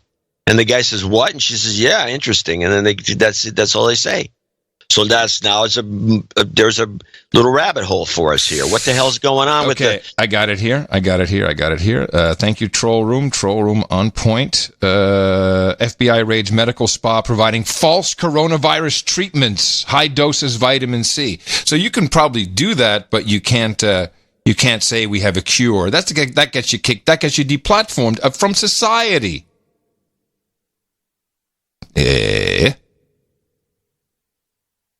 It's kind of harsh. Yes. Yeah, the FBI busted in. So one of the things I ran into is I'm still concerned about this. I did a little research. I'm going to get it out of the way before we go into the next segment.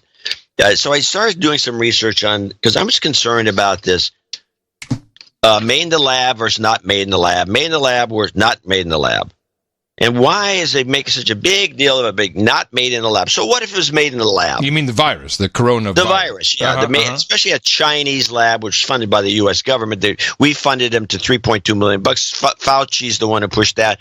He's the one who got the money over to the Wuhan lab to develop enhanced PPEs. Right. And a PPE is a potential pandemic pathogen. And they're being invented. They're invented. A lot of these are illegal to do in this country, even though they've relaxed the rules. So I started looking into what the hell was the causal. Why does everyone say, for example, Hari Srinivasan says this is debunked? Because he gets paid to say that? It's debunked.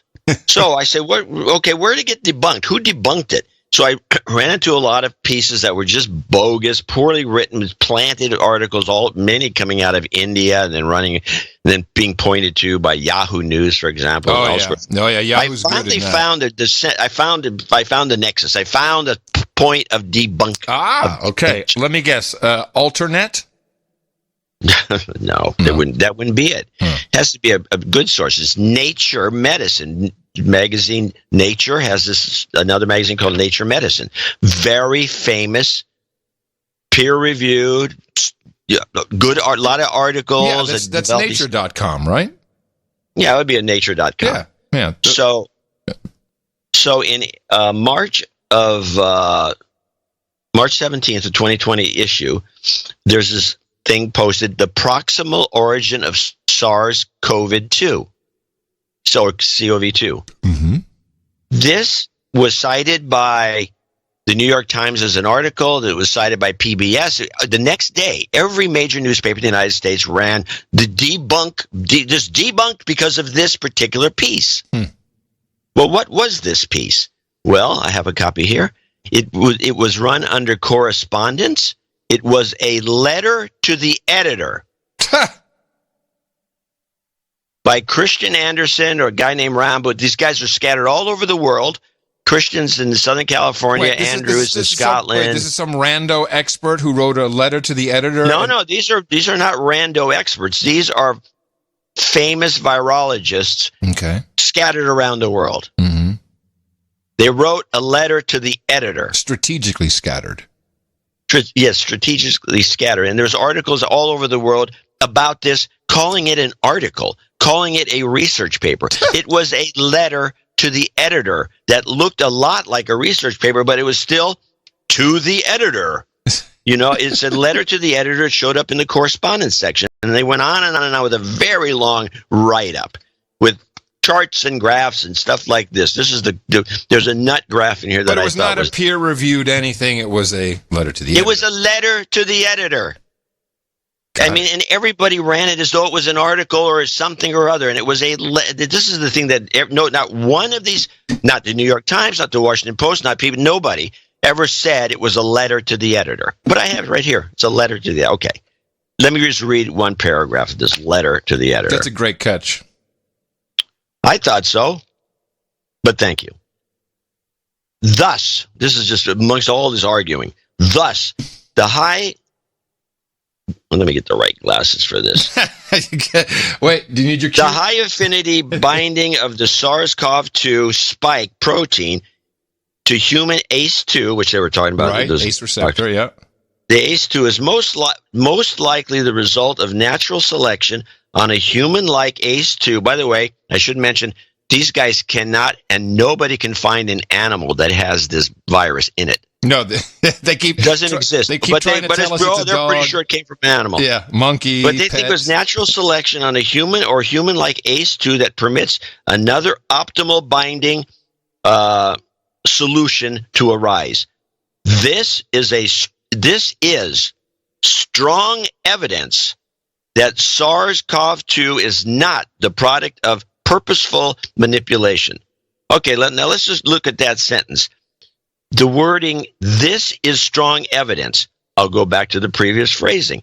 The strong evidence is this phrase. ACE2 is most likely the result. It's like so you go from the word most likely to strong evidence within two sentences. The strong evidence is something that was stated as most likely. This is horseshit. And the mainstream media the next day ran this as gospel, and that was the debunking all in one right there. Don't be denied. The science is in. Science. It's disgusting. That's great work. What a bunch of... Oh, man. Well, again, this is the takeaway. If we're going to learn anything, this is it. This is it. I mean, you're not a doctor. You're not a scientist. You just followed your nose. I mean, we're barely reporters. We're podcasters. Yeah, we're two podcasters. Wow. Well, there you go. And no wonder people are flocking to alternative sources of information. The official thing is confusing, and then all you have to do is peel back one little layer, and the bull crap is right there. They can't keep it cleaned up. And at this point, what was the president thinking when he allowed this to happen? And I'm talking mainly about the shutdown. And then he got duped. And the 2 weeks because they shut down Italy, they shut down France, they shut down Spain. Everyone's shutting down. Our president was duped. That's very disappointing. Well, there's only one country that wasn't duped, and that's Sweden. Well, that's not true because they... Oh, that's true. They're half shut down anyway. They're not half. The restaurants were curbside pickup only. It's just... That is a lot of Republican right-wing, blah, blah, blah. Whereas the country that's really interesting is Japan. Japan has, as we heard from our Duke and Duchess, Mark and Astrid, they have total 700. The whole country is open, never shut down. And catch this, the Keeper and I are definitely going to Japan because tourism has dropped. Oh, yeah, you get some deals. No. We're talking $100 billion they're going to put into getting people to come over. Oh, you're getting it over for free. We should have our own plane. We should have a driver, an escort. We should have a nice hotel. Hey, we'll talk about it on the show. Just give me the talking points. I'll tell everybody how great it is. But that's Japan. They really did it. Now, why? I think they have more respect for their elders in general, so they're very careful with their elders. we clearly don't care about old people the way other nations do. They are very cleanly by nature. Everyone has a butt wash and toilet, and masks are very commonplace. And that's if you're sick, you wear a mask, or if you could be sick. So now I don't necessarily want to live in that type of full on like Japan, but it may not be necessary. Maybe they just didn't count bogus numbers. Maybe their hospital system isn't incentivized to lie. Maybe they don't have provinces that are so desperate for money because they screwed it up. Go ahead. I was going to say, this desperate to lie thing, there needs to be a fraud investigation and jail time for people doing this. Yes. If a guy dies of a gunshot wound and then they check it off as COVID because he may have been, tested positive, this is just scamming the American public. Yes, and the taxpayer, etc., etc., etc. So, virtue signal, everybody. Get your sweaty snot sack on and let them know that you're on board with the program. And with that, I'd like to thank you for your courage and say in the morning to you, the man who put the C in the counterfeit Bill Gates, John C. Dvorak. Well, in the morning to you, Mr. Adam Curry. Also in the morning, all the ships at sea, boots on the ground, feet in the air, subs in the water, and all the dames and knights out there. And a big, hefty, hearty in the morning to the trolls in the troll room. Let's see, 1704. I'd say usually have a little higher, about 18, 19, but so good to see you all here. Thank you very much. And I want to say welcome to the Joe Rogan tribe crossover. It's pretty amazing how seamless that has been. Everything fits beautifully. It's such overlap. It's nice. And I get a lot of emails from people who, and I think we even have some donation notes. So yeah, we're going to thank people for the value that they have supplied to this program. All we can do is value for value, and that keeps us clean so we can talk about these things. There's no commercial interest. We don't have to worry about which pharma company or derivative thereof is going to cut us off if we say the wrong thing. But that means there's a vow of poverty unless you keep us out of it, and that's been working reasonably well for 12 years and counting. So noagendastream.com is where you can hang out with the rest of the trolls. Ask them in there for an invite to noagendasocial.com. It is part of the federated social network known as Mastodon, noagendasocial.com. Just follow me or John. You can follow us at noagendasocial.com. And a big in the morning to the artist who brought us the artwork for episode 1244. Now, this was Tante Neel, which is that's the Dutch pronunciation. I'm pretty sure the artist is Dutch, which means Aunt Nellie. Yes, she wrote in. Yes, Aunt Nellie is a free translation. And this was just well done. And, we both kind of liked it. It was the Fox Pharma channel folder in case something bad happens, which clearly was accessed by Neil Cavuto.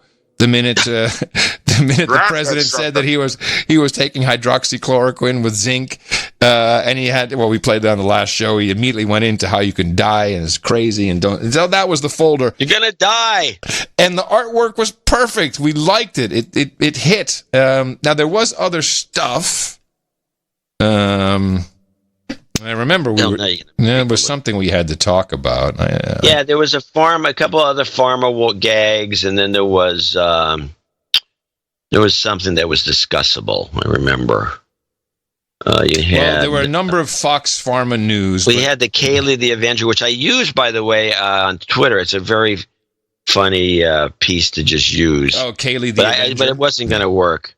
Well, you have Joe with his head sliced open, which is funny, but no. A lot of the Karen stuff. And then there was the Trump Tweety Bird. We have another example of a comic strip blogger not paying any attention to our hints. Why is that? I think we should write up a little memo so people don't, do certain things. I love the Kaylee McEnany. Your girl surrounded by hearts. Please tell me you've paid attention to her so we can talk about her. Talk about her on the show. Your new babe. I do have one clip and 1.5 clips. Right. Her stuff has kind of become already getting on my nerves. Yeah, there it is. But the honeymoon is over. The honeymoon. Well, no, they're starting to get. They're starting to the media is not, they're they gang up because there's a whole bunch of them, and they have meetings. They're sitting around going, "Wow, what are we going to do about this horrible woman?" Well, what we should do is hound her about something, and so they're working on strategies. And her strategy, she didn't really have, she's natural, I think. And we have. I've noticed also something creeping in. Some people using our images, which have been banned from the artwork. Yeah. That's okay. New artists. Well, Tonta Nail, thank you very much. Great piece of art. We love having the artwork. It pops on Twitter. It pops in all the podcast apps. It helps the show. It is tremendous value. And a lot of these, of course, also wind up on products at noagendashop.com, which is its own standalone entity. Everything is shared equally with the artist, with the shop, and with the show. For everything you purchase there. We love how that works in the value for value system. And if you'd like to contribute with the artwork, noagendaartgenerator.com is where you can do that. And we have a number of good notes today. They're long, but people have reasons for it. And, they are executive and associate executive producers. Well, the long note is the first note, which is from Mike. And is that Darter, Darter? In Nichols Hill, Oklahoma, and he gave 114433. Oh, no, sorry, 124433, and which is show. He's a show club member, which is that was probably the last. Was he trying to hit 1244 or 1245? I mean, he'll get it. Regardless. Since he's got some change in there, we can throw in the extra coinage and make it. So I got. Do I have any? I must have some money around here somewhere. Yeah, but you're gonna need. 67 cents. Okay. Well, there's a quarter. John and Adam, I apologize for the inexcusable delay in getting this to you, and I'm in need of a major de-douche. You've been de-douched. I was a consistent fan from around 2008 to 2012 and donated monthly under OKC Defense Tactics. Yes, I remember. At the time, I was working at the ATF. I remember that too. And we have great producers and traveled a lot. That's alcohol, tobacco, and firearms. I would listen to the podcast while commuting back and forth from Oklahoma City to Dallas and while traveling around the country. I left the ATF at the end of 2011. After 20 years in law enforcement, I decided to start a new company based on an experience I went through during my career. I was sued in federal court in reference to a shooting I was involved in as a police officer. Because I was a member of the Fraternal Order of Police at that time, they paid for my legal representation, which alleviated much stress during that time. I won the case. It was thrown out at summary judgment, but it took about a year and a half to get there. I would guess that it would have cost me around $200,000 or more if I had to pay for it myself. It took years to build, but we are now the only company, CCW Safe, in the industry that has actually successfully defended a full murder one self-defense trial. Wow. That trial was in 2017 in North Carolina. Adam, I'm glad to hear that you're exercising your Second Amendment right. Please check out the free breakdowns of high-profile self-defense cases that we put on our site to help concealed carriers mitigate their risk. The articles are free, no subscription required, and are written by our National Trial Counsel, Don West, who is the leading self-defense attorney in the country, with over 35 years' experience in self-defense cases. Over the past year or so, I've begun listening again, and you guys are my only news source. I can only assume that my previous support of the show is what provided the karma for our success, so please accept this donation and my renewed monthly support. You provide a much-needed calm in the chaotic chatter that fills our society today. One last shameless plug. John, I lead wildlife and nature photo tours a few times a year around the world for AaronsTours.com out of Seattle. Check out my photography site at jmdarter.com. I'd love to send you and Adam a print if you have an open wall that could house a 30 by 45 wildlife nature print or painting. Wow. Got it. Yeah, you guys rock. We need to get in on that, John. I always take your advice. Like, you can get something from the artist, go. Keep hitting him in the mouth and keep up the invaluable analysis that no one else will report on. NJNK needed Mike Darter. Mike, thank you so much. It's highly appreciated. Nice. Yeah, it was nice. Nice. Nice note, too. And yeah, we'll get in on that. We like to get on artists early in their career. It's just don't let me marry you. That's all. Howard Morgan, That's an inside joke. 667 St. Charles, Missouri. Surf of St. Charles, for the record. I think it was the first JRE listener that helped produce the show. $333 on March 22nd. I guess I made the mistake of sending the email to Adam telling him I discovered his show from JRE appearance. Email sent on the 22nd of March. I am sure Adam did not mean to miss my email. But maybe he was stressing probably put cutting and pasting into the box on PayPal is really the way to go. Yeah. But maybe he was stressing the cower in place order. Thanks for opening my mind to the sins of the media. This donation gets me to $1,000. At this point, I ask for a title. Can I have the title, Sir Howard, first of the JRE order? Keep up the fight to enlighten the public to the fact that our major news sources and politics are bought and paid for by the Chinese and Big Pharma. I added that. Sir Howard, first of the JRE order. Sir Howard, yes, thank you. And this is what I was talking about. The Joe Rogan producers who have joined us here as well, they're giving. They're very giving people. Early. We have people that have been listening to the show for 2, 3, 4 years. 5 years later, they say, I've been listening to the show for 5 years. Now, these are the ones that came over. I probably brought them over from the Twitch show. This is the difference. So 5 years later, they give us $50. Well, I'm not complaining. No, I'm not complaining. Nobody's complaining. We don't complain about $50. But we complain about the length of time it takes to give us even $5. Well, the JRE people are quality, man. That's obvious. And Sir Howard, you will be knighted today as such of the first of the Sir Howard, first of the JRE order, and you shall be our official ambassador between the two media tribes. I'm very excited about that. All right. Baron Husky Bottoms of the Hardwoods from Franklin, Tennessee, $417.03. Not sure why, but maybe it's contained in his notes. Hello, podcasters. I came up with the donation amount by reminiscing about the 4 dogs my wife and I have shared since we met and the 17 years of marriage, celebrating our 24th today, as well as the 3 beautiful children she home birthed, and my honor to be the first to catch all of them. Oh, that's a beautiful story. Catch! Hey, baby, can you aim a little better? I'm making ground with my strikingly attractive bride. Nice one. And a snippet approach of your deconstruction over the past few weeks. As this insanity becomes more elongated and some of the thoughts I've been vocalizing are starting to resonate with her, my hope is a TKO is right around the corner. He's going to hit her in the mouth. Last Thursday's deconstruction analysis of the virus origination was a whopper, and hoping Sunday's promise clips by John are the setup I need for an overhand right.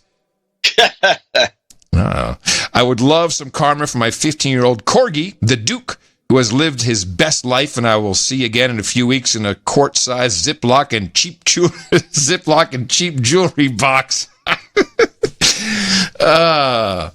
He was a great dog, and I was glad to share his last mornings in a gorgeous Tennessee meadow where the vet joined us to help end his pain in the comfort and sunshine and a blanket. I selfishly hope that an ending will be a viable option for humans in the coming years. Such an ending will be a viable option for humans in the coming years. As I explained to my son, who joined me for Duke's passing, there's a big difference between being alive and living. And he closes with, ain't not no virus that done not gonna make me not stop living. Words to live by. Baron Husky Bottoms of the Hardwoods. Thank you very much, sir. Robert Conti over here in Oakland comes in with $333.33. ITM Gents, thanks you for all the producers for the jobs karma. I was lucky enough to recently land my dream job at a vertical farm growing vegetables. Mm-hmm. And yes, we grow kale. The least bitter, most flavorful kale you've ever tasted. Okay. My boss is an older guy in Berkeley who has a lot of opinions about food and calls grocery outlet gross out. Must be a milieu or something. Okay, I'm going to stop here. Gross out, which is the place, nickname right? For grocery outlet. It's an actually place, yeah. Yeah, it's where I get all these crazy things you can buy. Right. Grocery outlet, which is nicknamed gross out, that I never knew about that nickname. I used to shop there all the time, and the nickname was given to me by millennials. They're the ones who came up with gross out.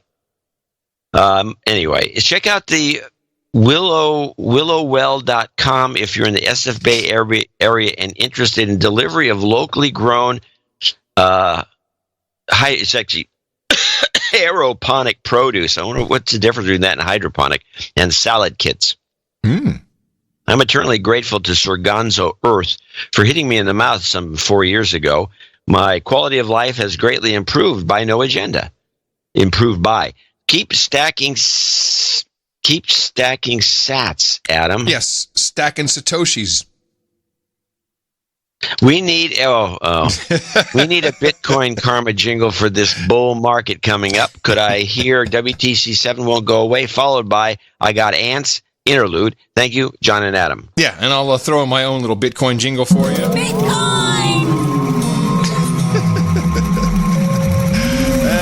Yeah, good enough. That's right. Thank you very much. And your sequence coming up, and we'll start it off with the ants. I got ants. I got ants.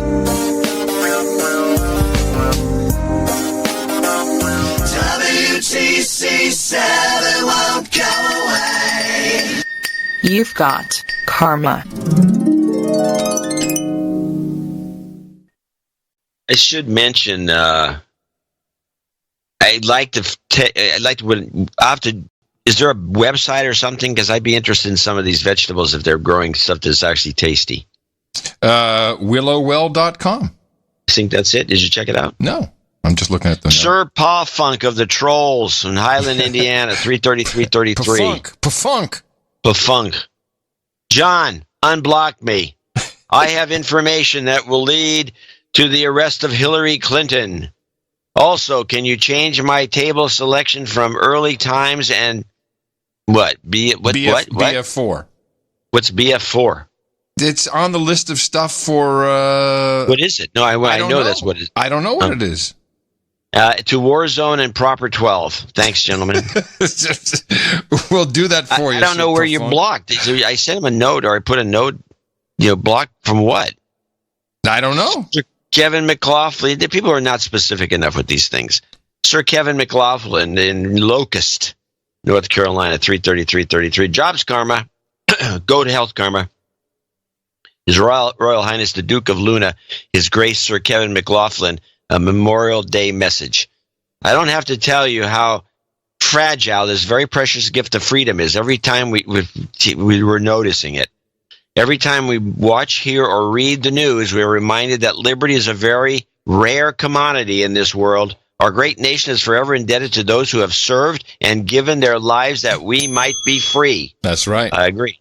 And especially this Memorial Day, which is not Veterans Day. It is for people who died. Yes. Just think about what kind of courage you can show. And I tell you, the people and this is performative for me, I tell you, but people I know in the military are reasonably perturbed and disturbed by the pussy factor of the American public that they have fought so hard for. I'm generalizing, but this is quite a theme. I agree.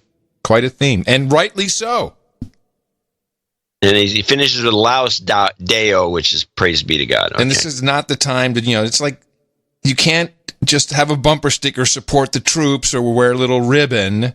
Thank you for your service. Yeah, you got to actually do something now. You've got to be out there. You've got to be courageous, and that may just be running for city council to get these a-holes out. And when you're in there, admit you don't know nothing. That's a good start. Your turn. Jobs karma and goat health karma first. Jobs, jobs, jobs, and jobs. Let's vote for jobs. You've got karma. I love how you see, this looks like War and Peace. Your turn, Adam. Yes. Hayden. Well, to be honest about it, it's so long I can't read it. It does not fit on my screen. Hayden Rowland, $333.33 from somewhere in California. You can also call him Hansui. Pronounce however you like. I'm calling it Hansui. I am a Scandinavian living in northern China. Sorry for this long report, but I feel most news is fake, vague, exaggerated, or extremely biased, especially reports about China. Yes, that's why we love having our producers with BOTG reports. Here's the real thing from a neutral and indifferent first-hand source. Due to higher infectees per capita and ongoing newly reported case clusters, my area is more restrictive than other parts of China. Our pubs and schools are still closed where others have opened up in China over a month ago. Since January, the shutdown consisted of restricting traffic to and from certain cities and provinces and using a pass stamp system to allow people to exit their community residences once every 2 days. Yes, this is confirmed. We heard that from the professor. This was lifted last March. People still cannot enter community residences other than their own. Masks, temperature checks, QR code scans, as we all know, are mandatory entering but not exiting any enclosed area except for small convenience stores. The QR code scanning app prompts a confirmation that starts a timer. Oh, you're on the clock, slave. It's required before returning to your home, so it has information. Gosh, golly gee. So it has information about... What a great idea. Well, about whether you have returned to your home that day or not. Whoa. No, I want that too. Is that in the new Apple 13.5 update? Do we have that cool feature? Let's hope so. I don't know how strongly enforced the QR code scan is, as I have violated it once without any consequences by not returning to my home overnight and have been able to enter into some places by registering with my name and phone number instead of scanning. Ooh, careful. Last March, China announced that foreigners would not be allowed to go back into China as of March 27th, even if they have a visa, which we can understand and definitely know to be true because of severe warnings received for colleagues trying to return around this date. My most important report is that this means it is not possible for newly reported cases from people returning to China to be foreigners, and that all new cases from people returning to China must be Chinese citizens. Despite this fact, of course, the news reports new cases are from people returning to China, showing national flags beside each number, and are definitely... That's right. Look at these dicks in America. They're bringing it to us. And are definitely informing people that the cause of new cases are primarily because of foreigners entering China. Well, that's bogative. The evidence we have of this is friends claiming a China victimhood of foreigners mentality. Really. And that despite our province having zero existing cases during the past few weeks, my colleagues and I have experienced Chinese refusing to enter into elevators with either of us.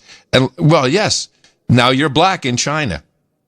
And last weekend, while ordering in a sit-down restaurant with other Chinese customers, we were asked to move to the 3rd floor. Yes, and use that other washroom while you're at it, of which was totally empty along the 2nd floor. And after we finished, we were instructed to stay until the restaurant closed and all of the customers left so that we could either not be seen or not infect the other customers. I hope people aren't enraged over this, but instead look at their own news with critical thought, because it is like this to a degree in almost every country. Thank you for your courage, and happy to have become a fellow producer. And thank you, Hansui, very much for your courage and for this tome and this report that gives us a lot of information. I'm happy about it. Thank you. Addison Todd's next, $333.33. Why do I know this name? Why do I know Addison Todd? Well, he's in St. Charles, Missouri, if that means anything. Maybe. It's a good name. Could be anybody. This is my second donation after being awarded the title of producer for episode 1200. It's been too long since I put my cash into helping produce what I feel is the greatest regularly available media deconstruction I've ever seen. And that's interesting since he's listening to it. Can't actually see it. I've been consuming some form of alternative news for 20 years, and this is the best work I've found. I like this guy. Yeah. I've since hit my mom in the mouth, who will text me to ask me if I've listened to No Agenda almost every week. She's found a connection with her son. I love it. Son, did you listen to those boys? The last boy. Son, did you listen to those boys? Those nice boys? They just did the show and they finished it, and I wanted to know what you think. I think I'm convinced your ability to see. You need to do it with the nice. What's the crackpot and the buzzkill? You got to up it a little bit. What are those? I'm convinced your ability to see past the bullshit in media is literally saving lives. Now I'm going to get selfish and put a year's worth of R&D into a product that I was working on bringing to market when all of a sudden, out of nowhere, cash flow for retail wholesale businesses like myself ground to a halt thanks to Billy Gates. Well, the product's on the market. I'd like to hit the audience with it. Ebles. Ebles.com, EABLES.com is my CBD company. My producers and douchebags alike can use the code No Agenda to save 33% for life. Unlike lavender blossoms, balms, and salves, this is a dropper to ingest. Keep up the good work. Everyone's got a different way of doing these things. Jambo has a spray.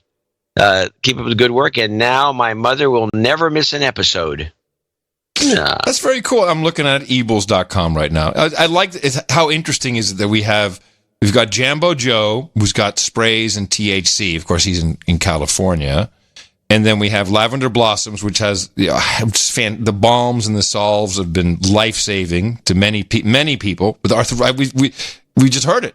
And now Ebles joins the crowd with the drops. I like this. We've got like a whole, combined we've got a whole Alex Jones kit we can send off. Yeah. We can bundle this shit, man.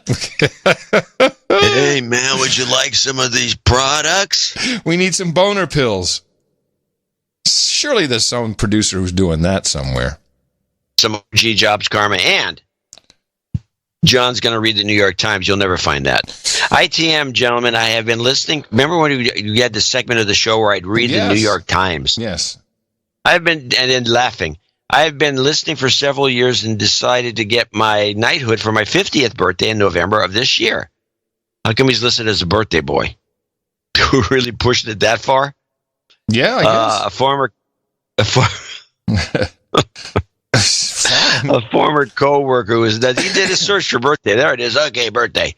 So now as a federal DMV employee, how are you a federal DMV employee? What is that? And an anonymous monthly donator, so I can call him a douchebag. Oh, here we go. Douchebag. Okay. Former co-worker who's okay. He turned me on to the show because I was already cutting through the MSM's bull crap, and he knew I would enjoy the show, and he was most definitely right. Please de-douche me. You've been de-douched. And he needs a goat karma or a jobs karma with a twist of goat. I would like to wish my country cutie roommate Cheryl a happy birthday on Monday. Thank you for your courage, and stay woke, mofos. Yes, it was probably the second year of the show, and I was primarily in the UK when we did the program, and you would read the Sunday New York Times or pieces of it. Did we even have YouTube back then, John? Back in the old days, did we have any of this? And we didn't have a lot of clips. There wasn't a lot we could pick up on. It was early days. Well, we didn't really get into max clips or peak clips. Probably until 4 years in. That's what I'm saying. And Kevin Reeves made this little ditty. John's gonna hum the Sunday Times. Jobs, and jobs. Let's vote for jobs. You've got karma. I'm sorry, did you say I would never find it? I said that because you will never find it. Was 5 words. It was just enough time to give you. That's right. Exactly. To find it. I was a stalling tactic to allow you the extra 5 words worth of time to find it. And you did. Yes. So I was correct in my assumption. We together are too tight for this market. It's unbelievable. Betty Bloodlust of the Black Rock Black Thumbs checks in from Orovada, Nevada, 267. ITM, for the last show, I sent in my first donation. I apologize for trying to slip in a note under the allotted amount for note reading honors. Yes, I did get the memo. I was just being a cheap, broke-ass farmer. Alas, COVID cash to the rescue. Better than blowing it on hookers. Thank you for your wise choice. Nah, that's not why I'm broke. I now make this donation, $267, which brings my total donation amount to date to $333. He says numbers matter. In the last show, I was thanked using my real name, which is fine. However, going forward, I'd like to be known as Betty Bloodlust of the Black Rock Black Thumbs. No other group affiliation, just my own. Please split this donation with my Hercules hot hubby, a.k.a. Hercules hubby, as explained in my previous note. I cannot be married to a douchebag. Please also refer to my previous note for jingles, etc. I would appreciate all the karma you can spare when you're done with me, as we're about to move into our first of 4 harvests in farming season.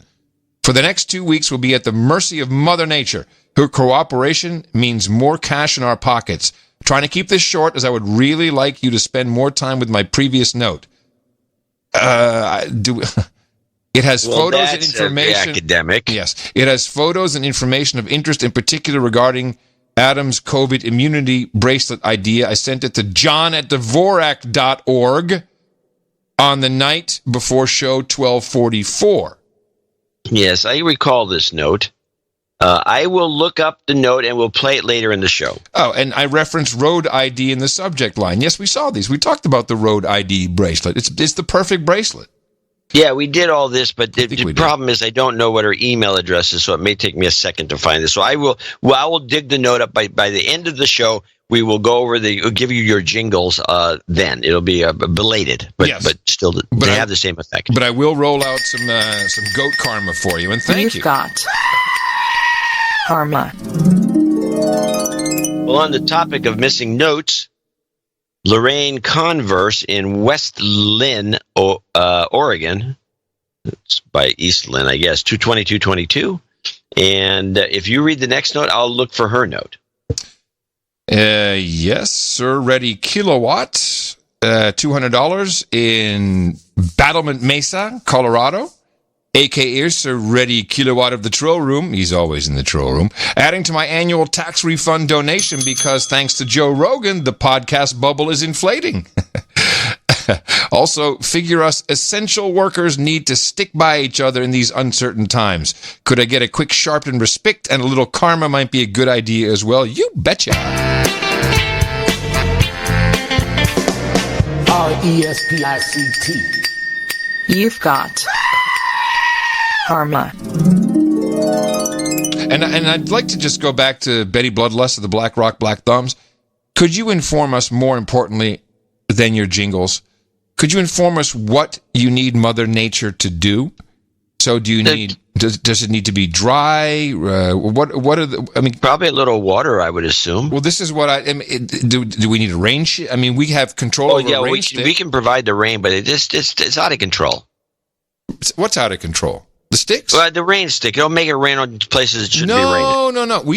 When the Australian fires, we overcompensated, honestly. And so, we put out the fires, but we flooded the damn place. So, but that was my fault. I recall I did the 3 extra shakes after we both did a full-on shake. Yes, it was your fault, and you should be full responsibility. Taken to task. I'm no Governor Cuomo. I take responsibility for my actions.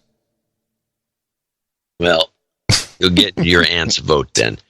Lorraine writes, and what you read the amount, I'll read the note.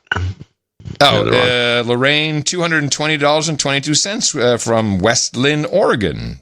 I wish you and all the No Agenda listeners a wonderful Memorial Day in spite of nearly everyone slowly turning into Sasquatch due to our inability to get a haircut. Well, apparently people forgot how to shave, too. You watch these TV people, by the way, who don't need to be inside. They're exempt, but that's okay. Their virtue signaling is probably more important to them. I'm donating $222.22 since this is my good luck donation. This happens to be something good comes along for me every time I use this number.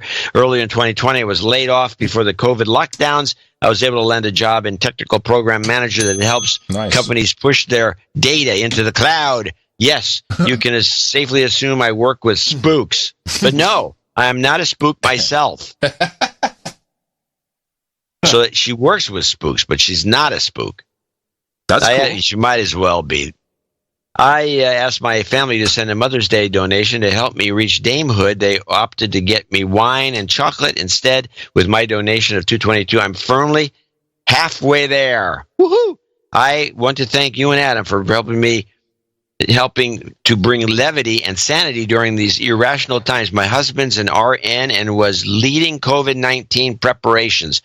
They were told they would go they would get an influx of possibly 20,000 or 2,000 patients and had beds for only 800. After the first month of the leadership resetting the data, and when the surge would happen, he started referring to these times as the shamdemic. His hospital has begun. By the way, as Adam has pointed out, and I have pointed out, this is the most common story. Yep. His hospital has begun to lay off employees and ask them to begin taking pay cuts or entice them to think of retirement or reorganizing their teams to help have less people on each shift. We flatten the curve to save the healthcare system, only to end up with masses of folks unable to pay into benefits and the support and sustain the healthcare system. What a win-win, right? Right. One day I hope we'll actually refer to 2020 as the year of the pharmatainment, since we have disregarded people's personal privacy and any HIPAA compliance standards by gleefully signing up for health surveys and invasive tracking apps while consuming loads of Netflix and M5M lies. It would be funny if it wasn't so sad. I know. That's the best part. One of the best parts of listening to the show is when my college-aged daughters will hear from the other room something you're deconstructing about OTG or Big Pharma, and one of them chimes in to tell me a fact that agrees with you. Oh. This leads us down rabbit holes that cause us all to debate and engage in healthy ways. Thank you. All right. Have a wonderful holiday, and don't forget to enjoy your pharmatainment while you can. Pharmatainment. And this is... These guys get it. This is Someday a Dame of Little Beirut. If you have time for jingles, John Brennan's People Are Innocent. The Hague protest... What? I know what The that Hague is. Protect Our Freedoms. Yeah. And Rebel... And Hague, that bald guy. Yeah. Protect Our Freedoms and Rebelize Are Out. Okay. Thanks. Okay. Hold on. Let me make sure. Because I didn't have these queued up, obviously. And the last one was Rebelizer. Okay. I think I might be able to get that going. Numbers. Put a time code down, please. A time code. Okay. Yeah. Okay, I've got a time code there for you. And was there any karma associated with this, or was it just these? Well, no, just those jingles. Oh, I'm doing karma. I'm just doing a karma. People are innocent until alleged to be involved in some type of criminal activity. Intelligence work takes place within a strong legal framework. We operate under the rule of law and are accountable for it.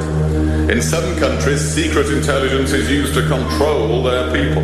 In ours, it only exists to protect their freedoms. Protect their freedoms. Protect their freedoms. Protect their freedoms. India, Tango, Mike.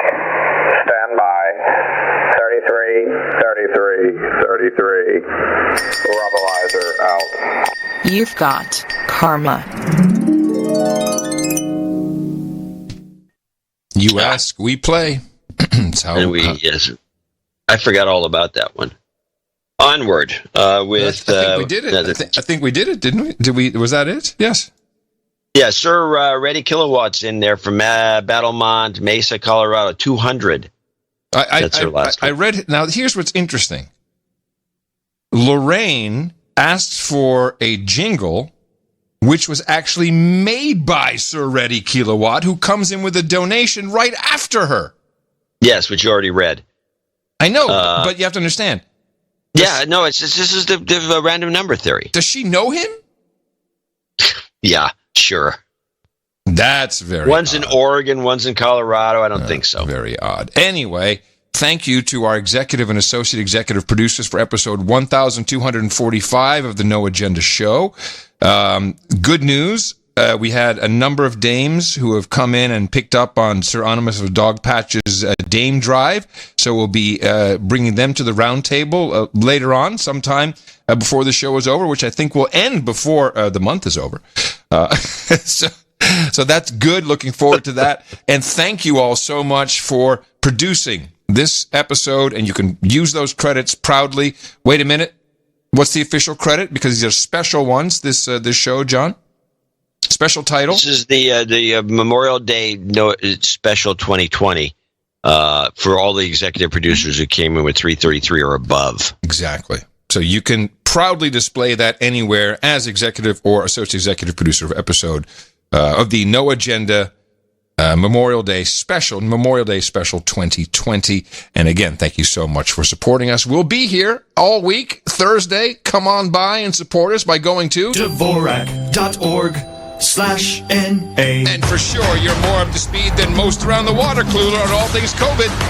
Our formula is this. We go out, we hit people in the mouth.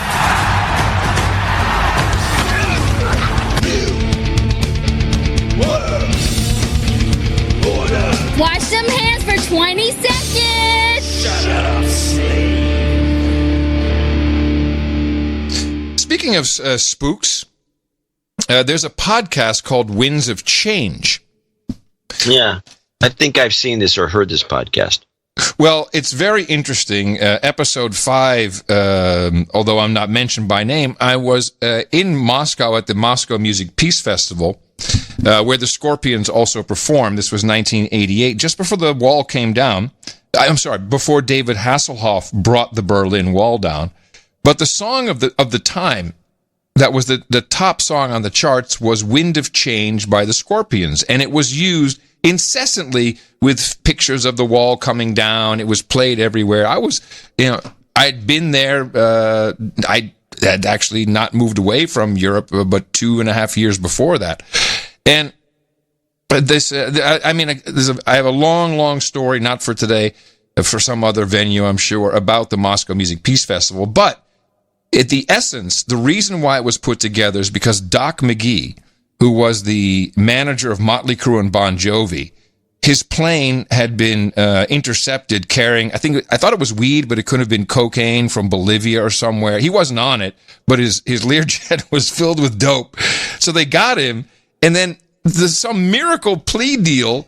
He did not have to go to jail. All he had to do was put on an anti-drug, anti-alcohol concert in Moscow, which became at Lenin Stadium, the Moscow Music Peace Festival. I was there covering it for MTV. As you can imagine, an anti-drug and alcohol concert was everyone was pretty hammered 24/7, starting on the plane ride over.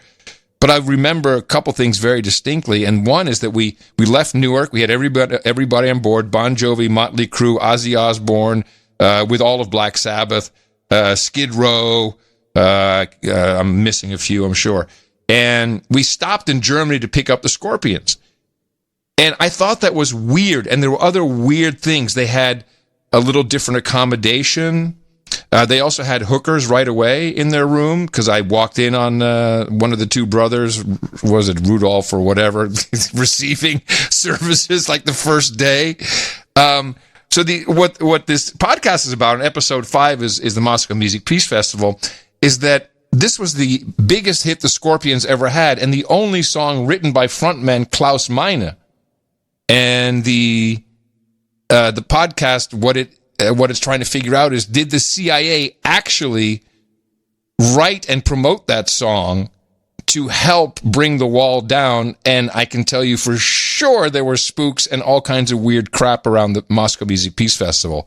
But it's really cool to listen to, and I think it's a great example of American policy at its finest. So have a listen to the Winds of Change podcast. I thought you were going to play a clip. No clip.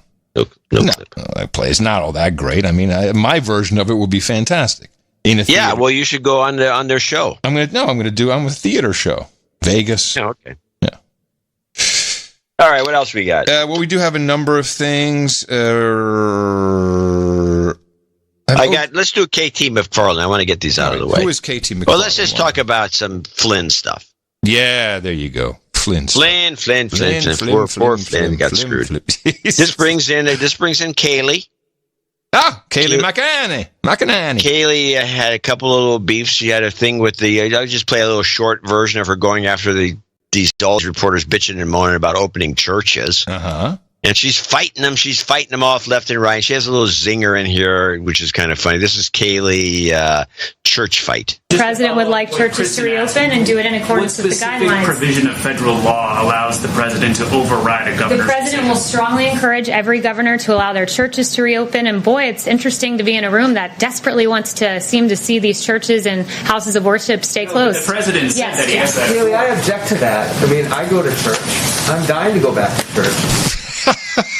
Now, here's the objection.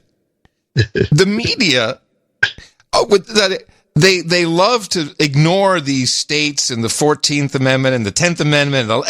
They like to ignore that when they want it shut down. It's like, you should shut it down. You should use the Defense Production Act. You need to force people into doing things. Hey, man, you have no right to tell the churches what to do. I think if the Curry Dvorak Consulting Group were to advise Kayleigh McEnany, I would say bring some extra stuff in there, like we discussed on the last show. Churches are very important for places of worship, but they also house many AA meetings around the country. These are important places to open up. That would have been better if they had added that or some touch like it, and just take it away from the religious thing, because it's a never-ending story by journalists who have never read the First Amendment of the United States Constitution. You don't need any permission to do this. It is your God-given right. Yep. Well, anyway, so then they were harassing her a lot. She was in a bad mood, and so she get no kidding. What kind of gig? No kidding. She's in a bad mood. What kind of gig is that? She's in a bad mood.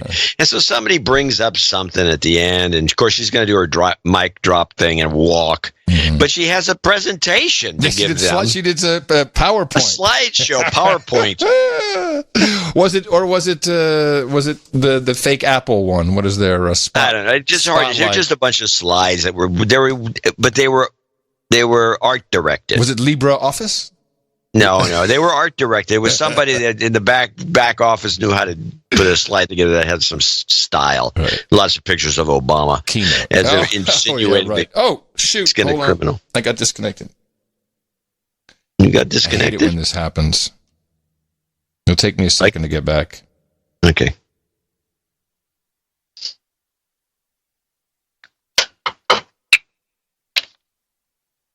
Okay, I'm back. I'm sorry. I'll edit that. So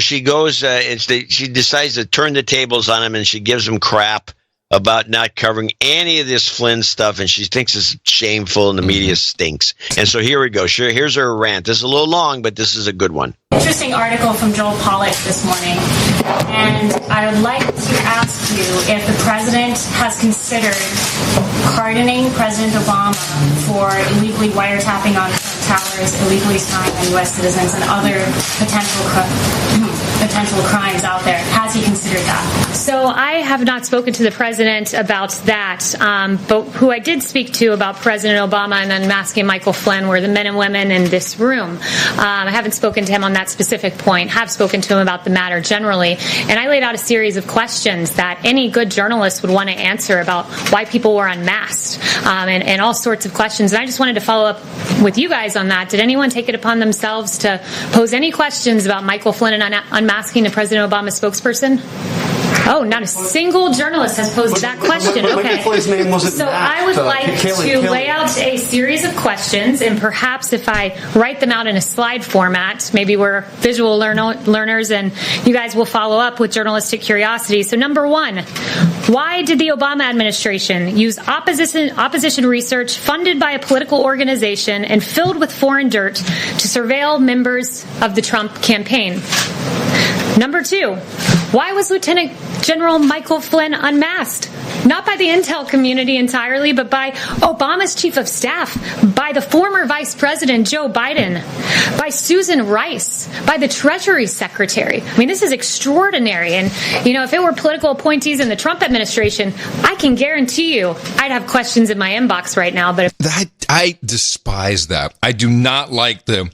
Well, if it was this way, if it was Trump, it was Republican. Yeah, that's what I'm saying. She's in a bad mood. She's not performing well. This is not one of her better performances, but the content is interesting. Yeah, I agree. Apparently, Obama's spokesperson does not. Why was Flynn's identity leaked in a criminal act? It is a criminal act to leak the identity of Michael Flynn to the press, but it happened. Where are the questions to Obama's spokesperson? Because my team would be running around this building should this have happened under the Trump administration. Why did the DOJ, Sally Yates, learn about the unmasking from President Obama? So much for going by the book. As Susan Rice said 3 times, thou doth protest too much, Susan Rice. And then finally, question number 5. Why did James Clapper, John Brennan, Samantha Power, and Susan Rice privately admit under oath they had no evidence of collusion while saying the opposite publicly? It's a long weekend. You guys have 3 days to follow up on those questions, and I certainly hope the next time I ask, some hands go up, because Obama's spokesperson should be asked those questions, because President Trump's spokespeople certainly would be.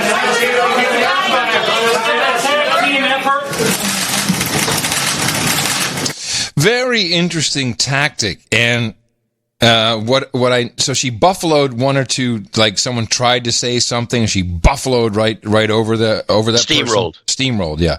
But it's something about, because I'm sure that is this even being played mockingly on CNN or MSNBC? Mockingly, like, oh look, because that's what they did with. How many press secretaries has Trump? Well, had? The first guy, Sean Spencer, or Spicer, whatever his name Spicer. is. His first day was shit with the yeah. He was nervous. He wasn't good. No. He was combative in a not a very good way.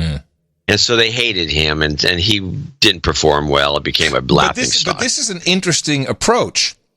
Although she's got to cut out the part, she's got to stop that. I'm sick of it. It's not productive. If it was the other way around. Listen, we know exactly how it was when Obama was president, and it was the other way around. It was the same bull crap.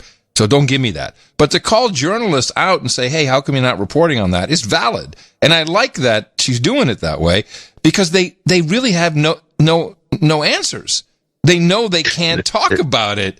They're flat-footed. Did you see this Evelyn Farkas, which I think was The Truth Wants to Come Out? Maybe I'm missing it. Maybe I'm misunderstanding it. She was on with Mika Brzezinski. Mika Brzezinski of the Brzezinski family fame over there on MSNBC. Evelyn Farkas was the Deputy Assistant Secretary of Defense for Russia, Ukraine, and Eurasia.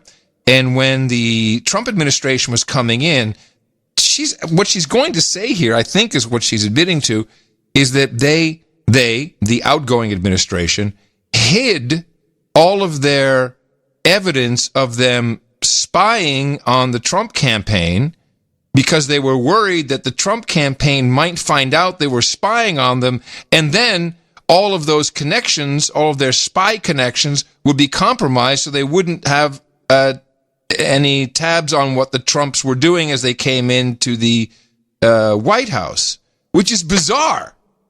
It's bizarre. It's like, because you're supposed to give everything. But of course, like, if they were going to give all of the information, this is where Flynn enters the picture, because they knew that he would figure it out. Then they would essentially be saying, oh, by the way, welcome to the White House. We were spying on you. Here's what she said. And just listen, it's only a minute, but I think she implicates herself in doing this. You actually knew about this attempt to get and preserve information, and full transparency, were doing some work yourself. Tell us about that. Well, I was urging my former colleagues and frankly speaking, the people on the Hill, it was more actually aimed at telling the Hill people, get as much information as you can, get as much intelligence as you can before President Obama leaves the administration, because I had a fear that somehow that information would disappear with the senior people who left. So it would be hidden away in the bureaucracy, that the Trump folks, if they found out how we knew what we knew about the Trump staff's dealing with Russians, that they would try to compromise those sources and methods, meaning we would no longer have access to that intelligence. So I became very worried because not enough was coming out into the open, and I knew that there was more. We have very good intelligence on Russia. So then I had talked to some of my former colleagues, and I knew that they were trying to also help get information to the Hill. A lot going on today. Yeah. That's why you have the leaking. Exactly. People are worried. Now, am I crazy, or is she basically just admitting what they did? Well, I think you can see it that way. I don't really know what she said. Oh, what she said is, We had all this spying. We had a bunch of intel that we didn't pass on because we didn't pass it on. They never had a good reason. No, you want to pass it on because then they would know they'd been spying and they couldn't spy anymore. That's what she's saying. I guess that, maybe. I just couldn't. It was convoluted. Probably it makes sense because that's exactly what went on. Yeah. They were spying and they didn't tell anybody about it, and they kept doing it. And right after, even when he was in office, as we recall from all the leaks in that first year, it's like leak time.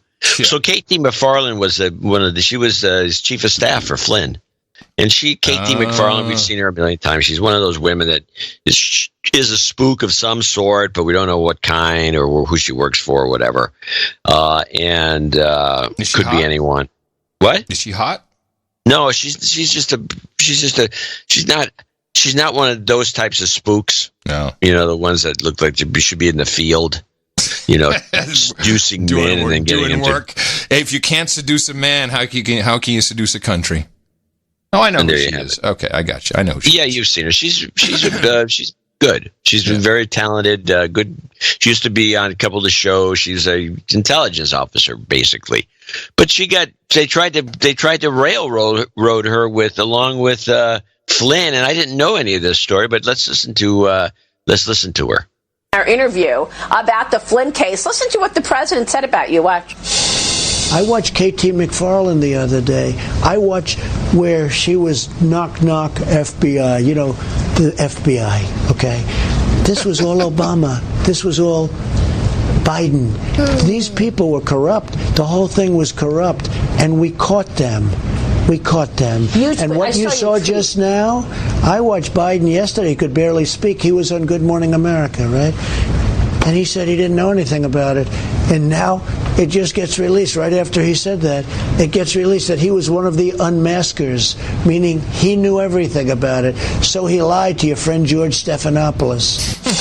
So, KT, the president reacted to the unmasking list as soon as we were about to sit down, and we both got the list. So it was like immediate live reaction. But he said about you, knock knock FBI. Can you tell us what happened, KT? What did he mean by that? It was knock knock FBI. They showed up at my I'd left government. They showed up at my house on Long Island. Knock knock knock. It's the FBI. Can we come in? We want to talk to you about that. We're from the Mueller investigation. We want to find out from you, what happened during the campaign. And I said, well, I wasn't part of the campaign. Well, we want to find out what happened during the transition. And I said, well, I never met with any Russians during the transition. That wasn't my job. And I said, well, we just want to get some sense of what went on. And then I asked them, Maria, do I need a lawyer? Am I under some kind of an investigation? And they said, oh, no, you're not under an investigation. You're a fact witness. We can't tell you not to get a lawyer, but we're here. We're already here. We've come all the way up from Washington. Let us just ask you a couple of questions. So this goes on and on for several more meetings for 20, 30 hours of now becoming interrogation by the FBI agents. Mr. D.C. Dvorak. Open up the door, Jebediah, now! The FBI's here for you. And so this brings to mind the old clip of Thomas Drake, the NSA whistleblower, a legitimate guy, a legitimate whistleblowing job, saying never talk to the FBI. Ever. So she goes on with the rest of her story. Now becoming interrogation by the FBI agents, and they seized my files, my phone records, my text messages, my emails, and they wouldn't give me access to them. They would sort of hand them out one at a time, redacted, out of sequence, and then quiz me about them. And if I got something wrong, if I said, well, I'm not sure if I talked to General Flynn an hour before his phone call with the Russian ambassador, or I talked to him that morning, well, they would then say, well, you should have remembered that. That's so important. We think you're dissembling. We think you're lying to us. And that's when they tried to trap me on a perjury charge. And that's what President Trump was referring to. They try to trap you on a perjury charge and then force you to plead guilty because you know why? They can bankrupt you if you have to go to court. And that's their ultimate weapon. That's what they did to General Flynn. That's what they did to General Flynn. And then they tried to corner him about his son. Any father would be like, well, wait, leave my son out of this. And so he just went along with it. But with the story that you just... When Maria gets excited, the voice goes a little into screech territory. I know that sounds misogynistic. misogynistic. I'm a big fan of the money, honey. No, it's true. But she needs to calm. She gets all worked up. And let me say something else women like hearing. She needs to calm down a little bit. Wait, another word. Relax, Maria. Father would be like, well, wait, leave my son out of this. And so he just went along with it. But with the story that you just told, KT, is disgusting. It's disgusting. You're there in your home. They knock on the door and say, oh, yeah, let me just casually ask you a few questions, hoping to entrap you. Did you ever get a lawyer, KT, or did you cut it off? I did. I got the best lawyer in the country. I got the best lawyer in the country, Bob Jeffra from Sullivan and Cromwell, and then that sorted things out. But it was so bad, Maria. They were stopped at the foot of my driveway, and they waited for me to come back from exercise class and my husband to leave, and then it was knock, knock, knock. So they had the whole thing planned from the beginning. They were trying to entrap people. Was this Peter Strzok? I was collateral damage. Because I know it was Peter Strzok. It was Peter Strzok that went to General Flynn. Did he come to your door? No, he was not the knock, knock, knock man. But I will say that with General Flynn, as you point out, they blackmailed him. Not only with bankruptcy, but he sacrificed himself for his son. And this was all a setup. They knew there was nothing to it, and yet they dragged people like me as collateral damage into this. They dragged the country through 3 years of division. We were at each other's throats. We were not paying attention to business in the national conversation. And why? Because they hated Trump so much. They hated I lost Donald friends Trump. over it. Wow. That's not a bad clip. Yeah. And I learned. I was kind of surprised by it. I learned some words. I learned a new word. Dissemble. Yeah, I heard that too. When I heard dissemble, that's obviously a trade term. Oh, must be. It definition: conceal one's true motives, feelings, or beliefs. It's disguise or conceal, dissemble. So it's not quite lying. You're just concealing your true motives, feelings, or beliefs. Yeah, I like that. Also, plan trapment. I think the word I'm working on. Plan trapment. She said planned entrapment. I'm like, plan trapment. I don't know, just working on words. Well, here's Nunes making some short comment about Flynn. I don't know if it's a good clip, but give it a shot. Are you just throwing away clips now? And, let me go back to what you just your first question on Obama and Biden. I don't want people to think that Obama and Biden are innocent. In fact, I think they're very much involved in this. I think they knew a lot about it. But just because knowledge about it doesn't necessarily mean that they were in on it. Did they break any laws? And that's really what we're trying to get to the bottom of. Right. I feel very confident that Durham is doing the job that we expect them to do. Wait, what? Did you just bring me a thousands of sealed indictments clip? Is that what you just played there? Well, almost. It's pretty close. It's close, but it's not quite. We got a boots on the ground report, and if we're just looking at some Trump hate from Sir Dave in Dimension B, and it was surprising, and I'm glad he sent this in. You may have seen this. This is regarding the Trump death clock. Oh, yes. Yes, I did see this. It's a good read. Yeah, I wanted to get, it was your clip, wasn't it, of Amy? Was it Amy about the Trump death clock? Talking about the Trump death clock. Let me see. Was this Times Square? Let me see. Is this it? And a 56-foot bill. So this is an older clip, but this is the clip, and I want to tell you what it is. And a 56-foot billboard called the Trump death clock has been unveiled in Times Square here in New York. The billboard was created by the Oscar-nominated filmmaker Eugene Jarecki.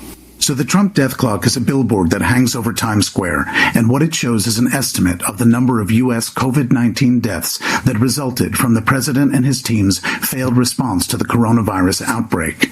Thanks to Dr. Fauci and leading epidemiologists, we now know that had the mitigation guidelines been put into effect just 1 week earlier, on March 9th instead of March 16th, 60% of U.S. COVID-19 deaths would have been prevented.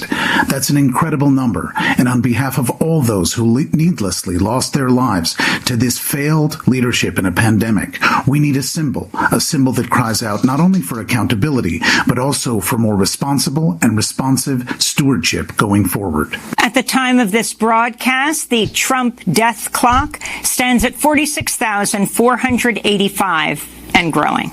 So this was virtue signaling from this director, but it turns out a very, very flaccid signal. And they showed pictures of this billboard like, oh my God, we got a clock counting the dead people in Times Square. So Sir Dave in Dimension B went over to take a look at it, and he sent in this report. Adam and John went on my third trip into Manhattan for housekeeping at the office and decided to investigate the Trump death clock. The Wikipedia page provided a location, West 43rd and Broadway. That's right by Keens, right by my old office. But the billboard was actually hard to find. Why? Because it's relatively small. And the death clock is just one of many digital ads that shuffle through on rotation. A fact. It's a rotational. It's an ad on a screen. A fact absent from both the Wikipedia page and any of the reports we've heard. Now, the death clock is up for about 10 seconds at a time, depending on how many ad slots are filled. By the way, we could probably get a no agenda ad on Times Square right now for nothing because there's no people there to advertise to. So that's your virtue signal. What else was on while Sir Dave in Dimension B looked at it? Well, stop horse slaughter, Governor Cuomo message of support, Buzzballs cocktails, colonoscopy ad from the Colon Cancer Coalition, a new age spiritual website, a native ad for the LED company that manufactured the screen, Venezuela tourism, and then for 10 seconds, the Trump death clock. How about that for some weak? Yeah, thanks, Amy, for scamming us. That is... And also the way she ended that, and counting. I mean, so is it really counting, or do they have to send in an update every minute so that the number's accurate? I mean, how does that really work? How does that really work? You know it's not real time. I mean, are they inserting brand new updated numbers with the Trump clock? I'd like to know. Otherwise, it's fake. I think your earlier comment's more important than that conclusion. What was that? We should put an ad up. It's cheap. I'm going to show my support by donating to No Agenda. Imagine all the people who could do that. Oh yeah, that'd be fab. Yeah, on No Agenda in the morning. And indeed, we do have a few people to thank. Now, I will mention that in the process of as we were doing the show, I was doing some background tasking. And I cannot find the note. And considering the fact that I get about 500 pieces of email per day, and that note would be 7 days old, it'd be 3,500 pieces of email. I'd have to go through one at a time to find the note. I have to tell her that Dame Black Thumb, or what, I can't remember her name, she should have put the note, resent the note with the second donation. We will read the note, but we're not reading it on this show because I don't have it. I need another copy. All right. I think that's the best I can do. It's all right. Now, we do have a few people to thank for show 1245. We haven't mentioned the show number enough. Starting with Travis Rudolph. Yeah. Travis Rudolph in Auburn, Washington, $100. Sven Middlecoop in Delgauer. Okay, well, wait a minute. Hold on. Sven Middlecoop in Delgau. Okay. Holland. All right. You can do this. You got the chops. Ready? Sven Middlecoop. Yeah, Sven Middlecoop. Cope. In Delfgauw. In Delfgauw. Perfect. In Delfgauw. Perfect. Thank you, Sven. I appreciate it. He says we do a frequent sanity rinse. I like that. I like this. Your sanity rinse. A sanity rinse. We do a sanity rinse here at the show. Chris Durkin in Chicago, $100. Ian Field in Eastleigh, Hampshire, Great Britain, $100. Tor Langoy in London. London, Netherlands? Is there a London, Holland? Not that I know of. Jeffrey Chambers in London, Ontario. Yeah. 75. More random number theory. Yeah, a bunch of Londoners from different Londons. Sir Chris the Drunkard Minstrel, our buddy in Australia. Yes. 55. He has a little note there. Yes. Just because you fall off the face of the earth doesn't mean you still can't donate. Happy birthday to me. And then what does he say furthermore? He says, double nickels on Wednesday. Yay! Adam, cue the horn. Party jingle. Love you all. Thank you for your courage, Sir Chris the Drunken Minstrel. Yes, we celebrate his birthday. And he sent in a killer end of show, an original song. I'll just give you the title, and we got to do some credits for that later. And that will be the COVID Quarantine Blues, coming up right after we finish up here. Thank you, Onward with David Terry in El Dorado Hills, California, 5555. Thomas Miller in Schaumburg, Illinois, 5555. He throws in a gratuitous prediction. Slow Joe won't be the Democrat nominee in November. Okay. It'll be a white male with a black... No black female is going to be on the ticket.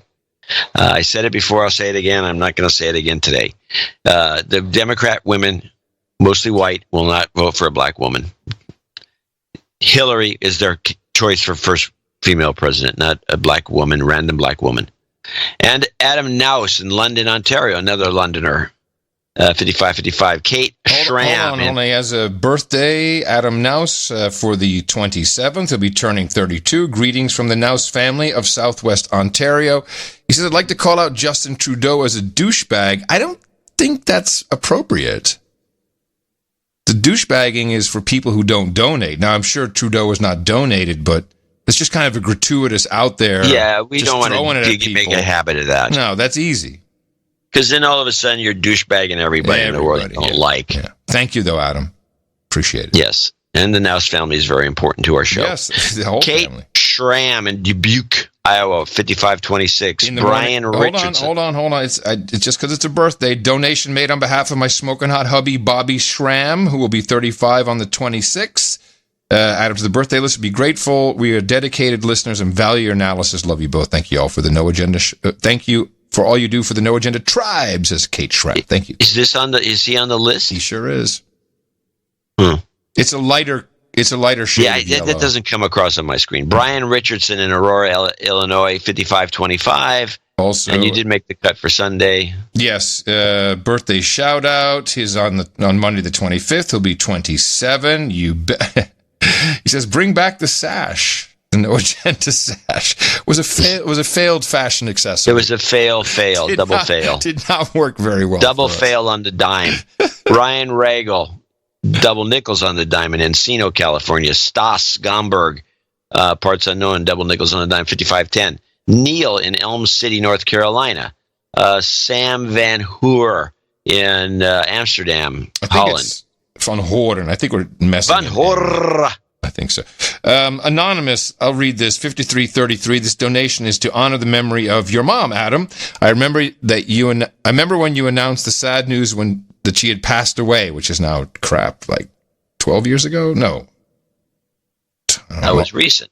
No, that was my dad. I also remember when you talked about being in school in the Netherlands in the 1970s, when a teacher stated there were 52 states in the USA. You knew what the facts were, and even consulted with a diplomat, I presume with your parents' help, to back up your claim.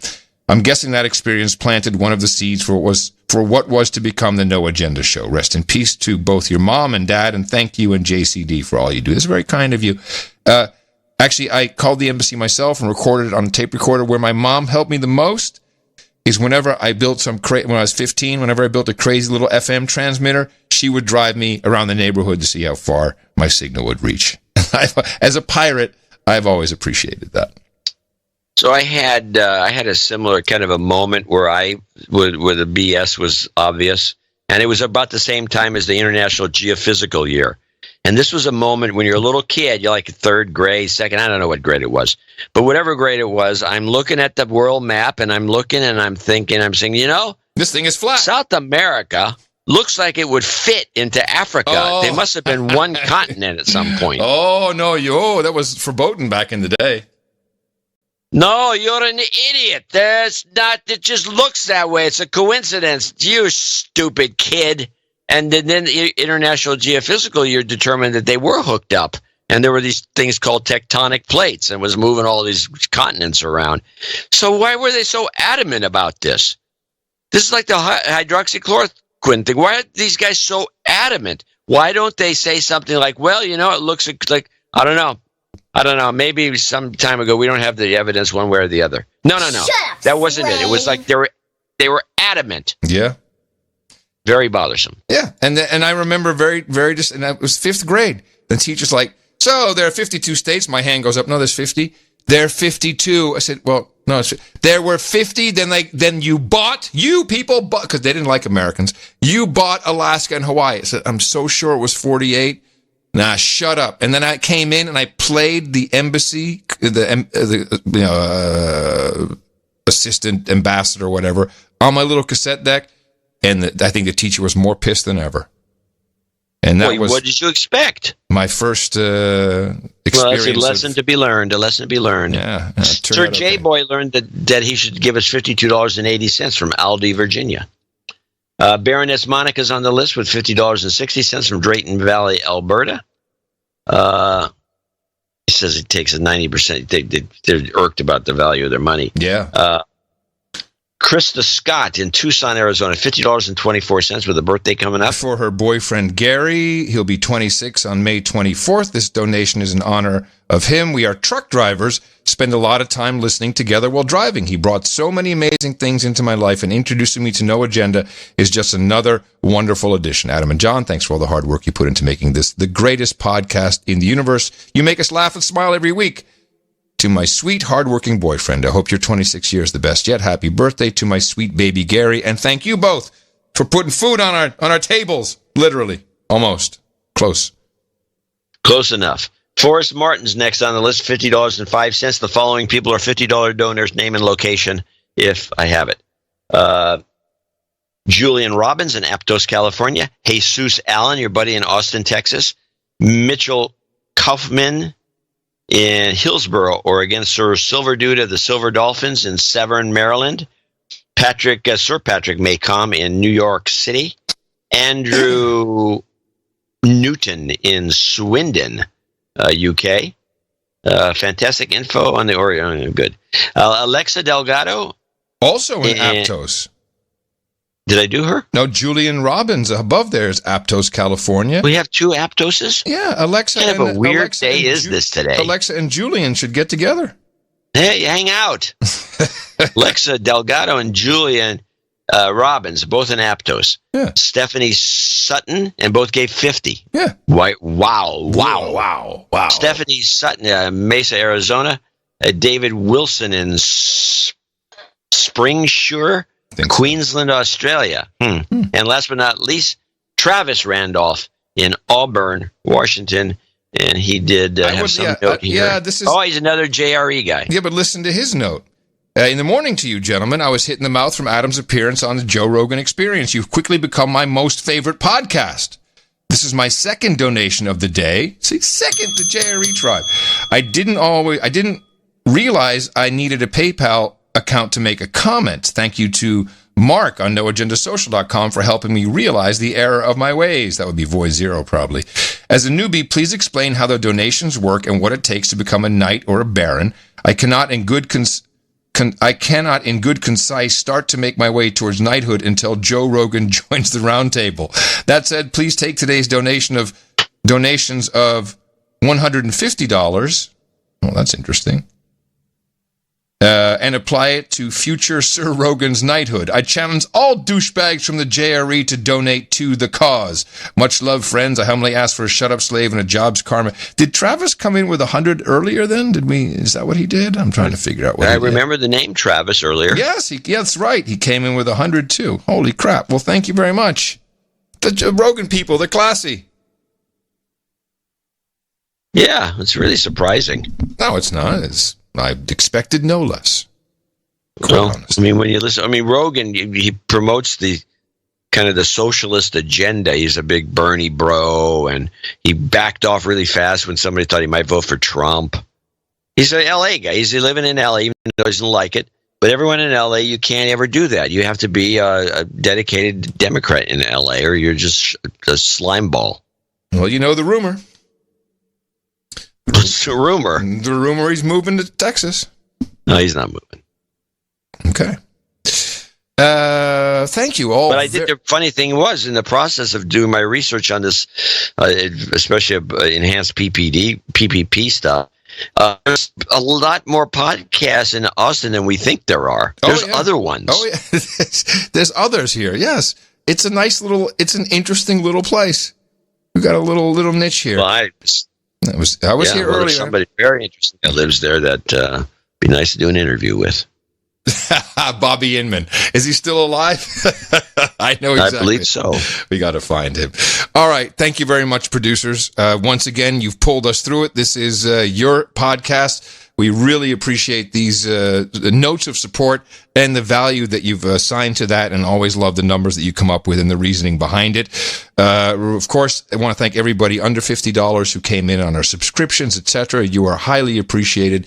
I wish everyone would do a subscription. It would be great for us. Thank you for your courage. Thank you for your support. And if you would like to participate in this little gambit of ours, and if you'd like to learn about the different levels and how they work, just go to Dvorak.org/NA. Just to make sure we got all the bases covered. Some extra jobs, Karma, which can't hurt in these times. Jobs, jobs, jobs, and jobs. Let's vote for jobs. You've got karma.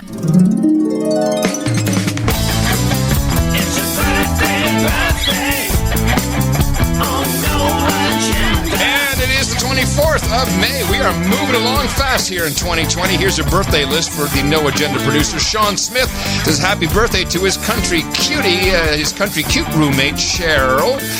Sir Chris, the drunken minstrel, of course, we celebrate him. Adam Nouse turns 32 on May 27th. Kate Schramm says happy birthday to her smoking hot hubby, Bobby Schramm, 35 on the 26th. Brian Richardson will be celebrating tomorrow. And Krista Scott says happy birthday to her boyfriend, Gary. He turns 26 years old today, May 24th. And we say happy birthday from everybody here at the best podcast in the universe. It's your birthday, yeah. Well, let's see. Excuse me. We don't have any title changes. We do have, let me see, two dames and 3 knights. So nice. Now, these are dames who have come in on the Seronimus of Dogpatch and Lower Slobovia Dame Drive, I believe. Is that correct? I believe so, and they would be designated Order of Onimus. The designated Order of Onimus, and it includes all the benefits. It includes all the benefits of a damehood or a knighthood, and I figure we might as well swoosh it out. Let's get it ready for the... Yeah, I got one. Yeah, I'm going to need that one for sure. So up on stage, I need Richard C. I need LJ Unicorn of Londonderry, Adam Ward, Meredith Madden Rawls, and Howard Morgan, because all of you now become knights and or dames of the No Agenda Roundtable. I am extremely proud to pronounce the KT. Sir Dude of the Dice, Dame Unicorn of Londonderry, Sir Adam of Tamriel, Dame Meredith Madden Rawls, and Sir Howard of the first of the JRE Order. For you, we have Hookers and Blow, Rent Boys, and Chardonnay, Cookies and Vodka, Warzone and Proper 12, Warm Beer and Cold Women, Ginger Ale and Gerbils, Bong Hits and Bourbon, and Mutton and Mead. It's a favorite with the dames. Head over to noagendanation.com/rings. Eric the Shill will take your information there. We'll get them out to you as soon as we can. And thank you so much for supporting the No Agenda Show. Your No Agenda Show, the best podcast in the universe. If you don't believe me, check out the Mueller Report. It's fact. Factorini. Fact. Okay. Quickie for you. Just a quick Euroland. Nigel Farage, I think it was Sky News. You know, the France and the UK have always had their little issues, and with the You Rona, mean like the 100 Years War? Yeah, they kind of always angry each other. And so with the Rona situation, the UK said, well, if anyone from France comes here, you're going straight into quarantine for 14 days. To which France said, oh, yeah? Well, come over here and you're in quarantine for 14 days. So travel pretty much impossible now between the continent and the islands. But it also appears that the French are assisting at least the migrants. You recall that before all this went down, we had migrant camps, huge migrant camps in France near the Channel, near the ferry, anywhere, because they all want to get over to the UK. And it appears now that that's being facilitated by the French. Nigel Farage went out in the English Channel to report. So here we are, middle of the English Channel. We're right on the edge of British and French territorial waters. It's a pretty calm day.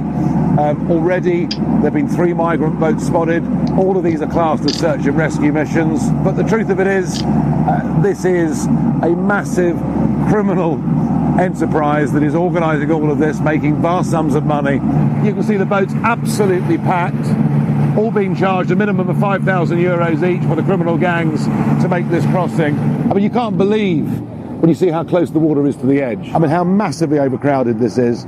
We could put them under tow, but there's no point because we know that Border Force, the vessel, is on its way from Dover, so we will just kind of keep guard here. We are now going back into French waters. What we know is that a French naval vessel has been seen escorting boats out of French waters to get them into British waters, then they're off their hands. So there's these dinghies packed with maybe 30 people, apparently paying $5,000 each, and they're being escorted, and the little 15 or 10 horsepower outboard engine, putting just across, and the French escort them right up to the British, and the British then take them, and bingo, you're in. Something not right with that idea. No, especially when you're in quarantine, if you happen to be a legitimate traveler. Mm-hmm. And by the way, that 2-week quarantine applies to Americans going to England. Oh, yeah. Oh, that's not over yet. That's not over by a long shot. You know, Christina and Shenta were supposed to come the 19th of May. So now and it was on one of the first direct flights, Amsterdam to Austin. That's gone. That may never come back.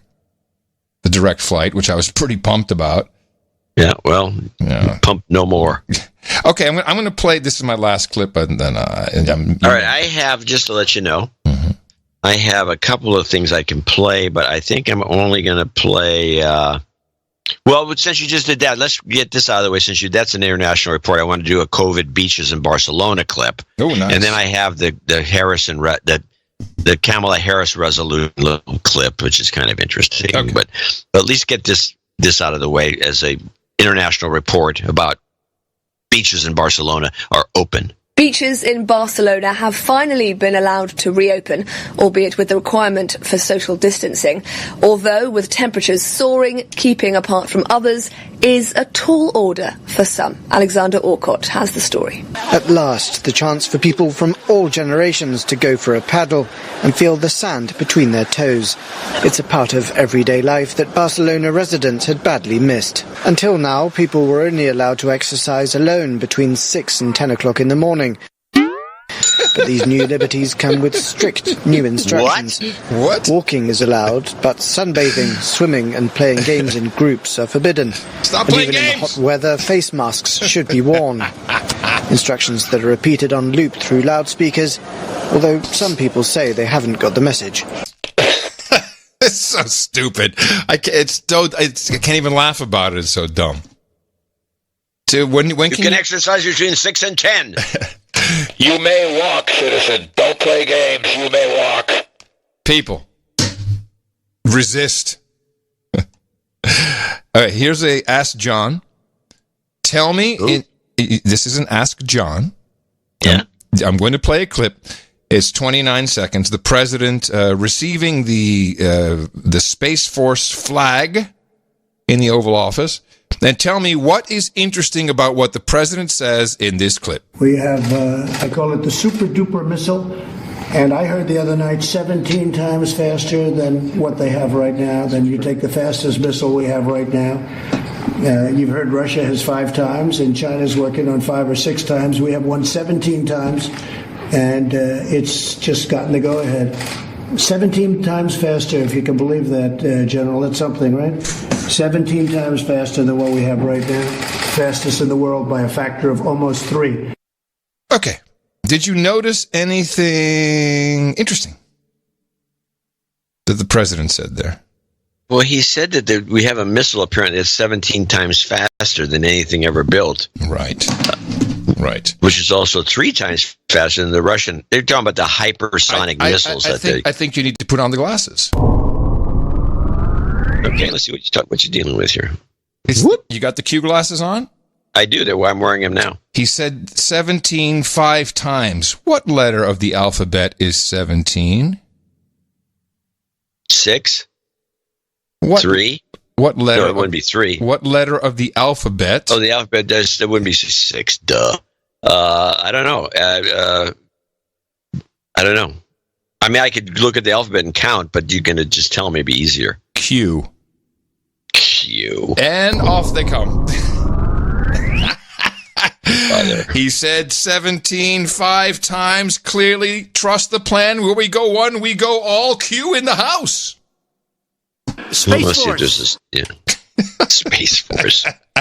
All right. Well, I got my last clip. Woo! I love it. I follow that. Stupidest things ever that come down the pike. They tell you virtue signaling, kowtowing to the Chinese. The Chinese are behind most of today's show. Was discussing whatever we discussed. The reason these things are happening, a lot of it has to do with the Chinese. Why we're denying the viruses made in the lab is because the Chinese media has told us it's not for some reason. And I think that I have my thoughts about this. We'll discuss in later shows. Let's listen to what Tom Cotton is asked about the Kamala Harris resolution, hate speech resolution. And I'm just, it's my eyes, I guess. I just can't find what you're talking about here. Cotton on Harris resolution. I'm sorry, got it. Senator, also, I think you know that this whole thing started in Wuhan, and you know that many people call this the Wuhan virus or the Chinese virus. Kamala Harris has had enough. She has a resolution that's going to work its way through the Senate to ban the phrase Wuhan virus, and she calls it anti-Asian. Your feeling on this? Well, I objected to that resolution, Brian. First off, Wuhan is just a city. It's not even a people. I guess she's going to have to call out Lyme disease for being anti-Connecticut, or maybe Legionnaire's disease for being anti-veteran Zika, since Zika is a forest in Africa. But this political correctness run amok covers a more serious point. The Democrats want to wave their arms and say that this is racist or xenophobic, and that's because they don't have an answer for China's rise and the threat that China poses to us. Joe Biden, as we said, has been weak on China for 30 years. So they want to have politically correct distractions to distract people from his terrible record on China. We can't let that happen. Yes. Well, Cotton's That's been not it. The whole thing is virtue signaling and then kowtowing to China. Yeah, it's got nothing to do with Biden. The last 30 years, a lot of people made a lot of money off of letting China in and setting them up. And it's not, there's reasons why professors are being arrested. This cannot be just overlooked. I know. It's out of control. That's the problem that Trump identified. We get wall-to-wall coverage of Lori Loughlin pleading guilty, but yet we have Chinese spies, professorial spies gets a mention, a little mugshot, boom, done. The media is not serving you. This is why we exist. This is why we are the No Agenda Show. We are your podcast, and we will be here again on Thursday. They are disserving you. That's correct. They've got something to dissemble. And we've learned a new word. Coming to you. I got to tell you about the end of show things here. We've got Tom Starkweather. We've got a Fletcher. I got a great Jesse Coy Nelson. And then I have I had the credits for Chris's song here. Oh, yes, the COVID Isolation Blues with Sir Chris. We've got Dave Blues on bass, Joe Rami on drums, and, of course, guitar.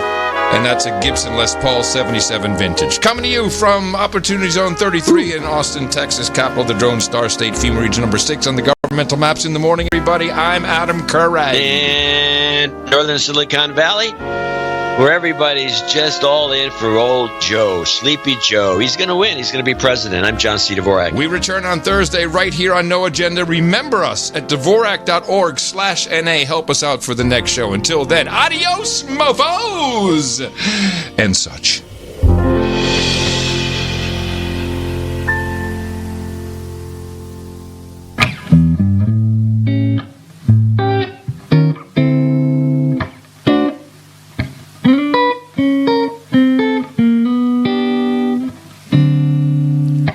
Keep our social distance, they keep us locked inside.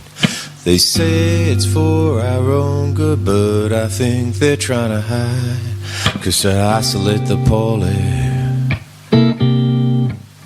that's quarantine.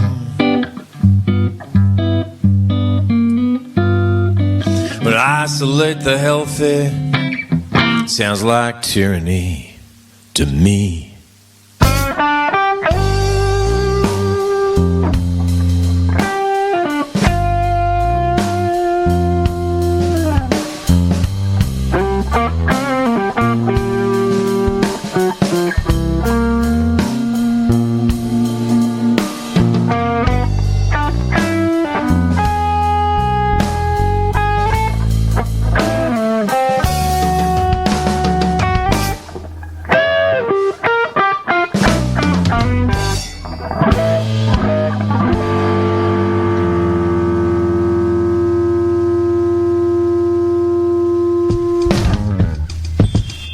So we're asking continuously for you all to be outside, to enjoy your Memorial Day weekend. I have had it, boo-boo. I'm gonna bust out of here. We're going out. Who's on the phone? All of us. It's the future. You can go out. You can be outside. Know what goes good with sunshine? Beer. I liked beer. I still like beer. And how about some nice homemade Toll House cookies? Yes, please, Mrs. Adams. Now you can do this at home if you would like to. Just very thin slices of onion, and then with your breading, whatever you want, what type of flour, any seasonings that you want to add. And when I drink my little wine, which is about the only wine I drink, and have my little cracker, I guess that's a form of asking for forgiveness, and I do that as often as possible because I feel cleansed, okay? Hi, everybody. Hi, everybody. Hi, everybody. Thank you for that beautiful introduction. The world is turned upside down by a global pandemic, which is why things are so screwed up. And given the current state of the world, that may be kind of scary. Leave behind all the old ways of thinking that divide us, like honesty, hard work, responsibility. Be afraid. Some of you have had to overcome serious obstacles along the way. And as much as I'm sure you love your parents, it turns out they don't have all the answers. A lot of them aren't even asking the right questions. Be afraid. Those who were struggling before, they're hanging on by a thread. No, you're too young to understand, which means that you're going to have to grow up faster than some generations. Be afraid. Also, not that many people look great in those caps, especially if you have big ears like me. Since I'm one of the old guys, I won't tell you what to do with this power. Do what feels good, what's convenient, what's easy. Slavery, civil war, famine, disease. Be afraid. Be afraid. Be afraid. You won't get it right every time. You'll make mistakes like we all do.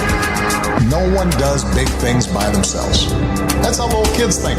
Be afraid. Be afraid. Be afraid. But what remains true, everyone around you is hungry and sick. Be afraid. Be afraid. Be afraid. That realization may be kind of intimidating, but I hope it's also inspiring. Honey, I'm still free. Take a chance on me. A lot of people want to see you on that ticket. And the answer is, of course, I would be honored to run for vice president with the nominee. If you have a problem figuring out whether you're for me or Trump and you ain't black. Because it seems really obnoxious for me to say that out loud since I'm not, no one's asked me. Honey, I'm still free. Take a chance on me. I have a question on here about you being Vice President Biden's BP pick. I think that sounds pretty good. Senator Klobuchar ate the salad using a comb from her bag. I think that sounds pretty good. Then handed the comb to her aide and told him to clean it. Honey, I'm still free. Take a chance on me. According to some polls, you are the top choice for Democratic voters as far as who they would like to see as a vice presidential choice. Have you had any conversations about that? Women have come forward. They deserve to be heard. They deserve to be believed. The charges are terrible. Honey, I'm still free. Take a chance on me. I look forward to working with Governor Whitmer and leaders like Governor Whitmer. Not many quite like her, but no, I really mean it. No. That is incredible. I really mean it. But one can only dream of a more exciting 2020 presidential ticket. I have a dream. Mr. Vermin Supreme. He jokes and he says, we make up for each other's shortcomings. My name is Vermin Supreme. I am a friendly fascist. I am a tyrant that you should trust. He makes up for a lot more of my shortcomings than I do his, number one. Whomever the next president is should have somebody they trust. Mr. Vermin Supreme. He said, do you have any conditions? I said, jokingly, I said two things. I'll not wear any funny hats, and I'm not going to change my brand. We have giant turbines that we're working on, and we will have lots of zombies, and we'll just sort of dangle brains in front of them, and then they will turn the giant turbines, creating energy to lessen the dependence on foreign oil in America here today. I have a dream. The best podcast in the universe. Mofo. Dvorak.org/NA. You ain't black.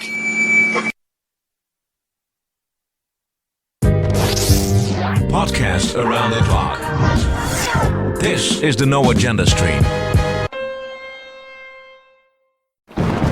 You are listening to the No Agenda Stream, where freedom lives and censorship comes to get its ass kicked. You have just discovered the secret to all true podcasting.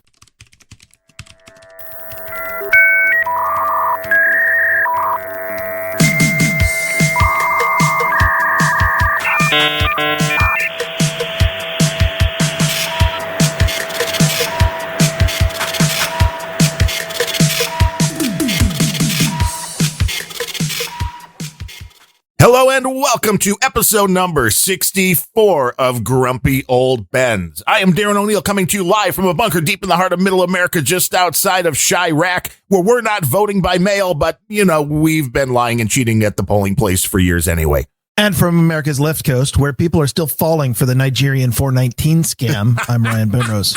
You know what? Multiple people, including our friends Larry from That Larry Show over on Twitter, who was like, you got to show this to Bemrose. And then our buddy Billy Bones from a Walk Through the Mind podcast, the story you're referring to here. Everybody was quite, I don't know if I would say surprised, but everybody was quite jovial that your state seems to have fallen for the Nigerian scammers to the, hundreds of millions? What the hell? So I believe it or not, I did research on this. The state has not actually said how much they've fallen for, and that's probably for the best because we'd ridicule them for that, but we'll ridicule them for this particular quote. Back in April, and I think we mentioned this on Grumpy Old Ben's, they talked about unemployment scams to the tune of about 1.6 million, which is not a hell of a lot in the grand scheme of things. I mean, I could do a lot with 1.6 million, but frankly, the state loses that in their couch cushions. That was the official reported number. Now, we all knew back then it was higher, probably, in the 10 to 15 million range. Just people scamming the unemployment system, saying, I'm unemployed, and even identity theft, where people who were employed were suddenly getting unemployment benefits that were being sent to somebody else. That was a big story about a month ago. Well, now the unofficial word from somebody with the state unemployment office is that it could be orders of magnitude above the 1.6 million reported in April. Not an order of magnitude. That'd be 16 million orders. So we're looking at hundreds of millions that the state is losing. And this would be hilarious if it weren't my fucking money already. Your taxes are going up, not to provide your state with an essential, infrastructure and things that the people of Washington need, but because your leaders are so dumb they fell for the Nigerian scam. Here's what I don't get, because I have the article. I haven't really dug into this, as I'm guessing you have. How was this money being paid out? So it wasn't actually a 419 scam. The 419 scam is the original Nigerian scam, where a Nigerian prince would promise you a ton of money yes. if you just forward, your a measly $10,000, and then they could promise to give you 20 million later or something. And that was the original 419 scam. I don't know if it's ever been paid out. I can't believe anybody ever fell for that, but we know they have. That shit happened back. In the 90s that I was hearing about that, where it wasn't even internet. It was somebody'd fucking call you. They'd cold call you on your landline. You'd answer and they'd be like, "My name is Prince from Nigeria, and I need to move $100 million out of the country. And if you just give me," and then, it was a confidence scam. So they'd have to earn your trust. And a lot of people who were very trusting and totally retarded and don't have that distrust for, people that you and I might, would be taken in and be like, "Oh yeah, of course I'll help you with this." And, you want to move $100 million.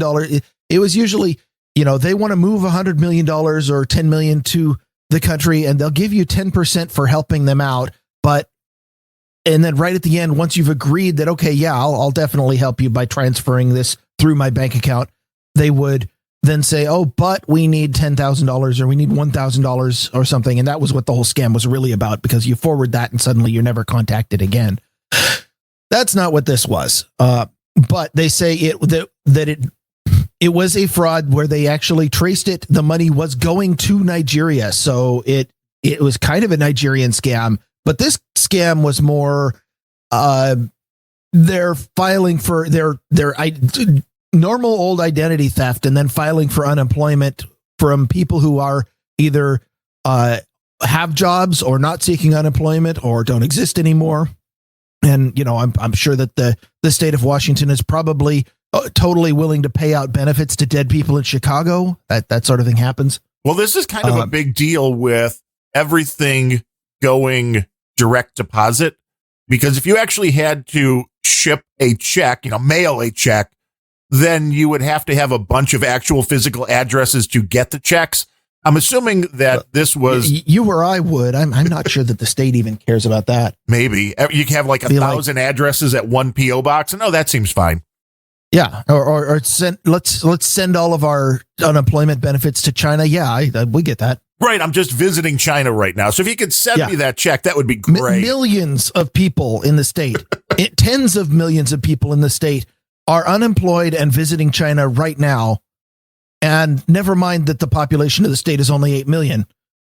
I'm sure it's a beautiful country, so why not be in China during a pandemic? Absolutely. So that's fantastic.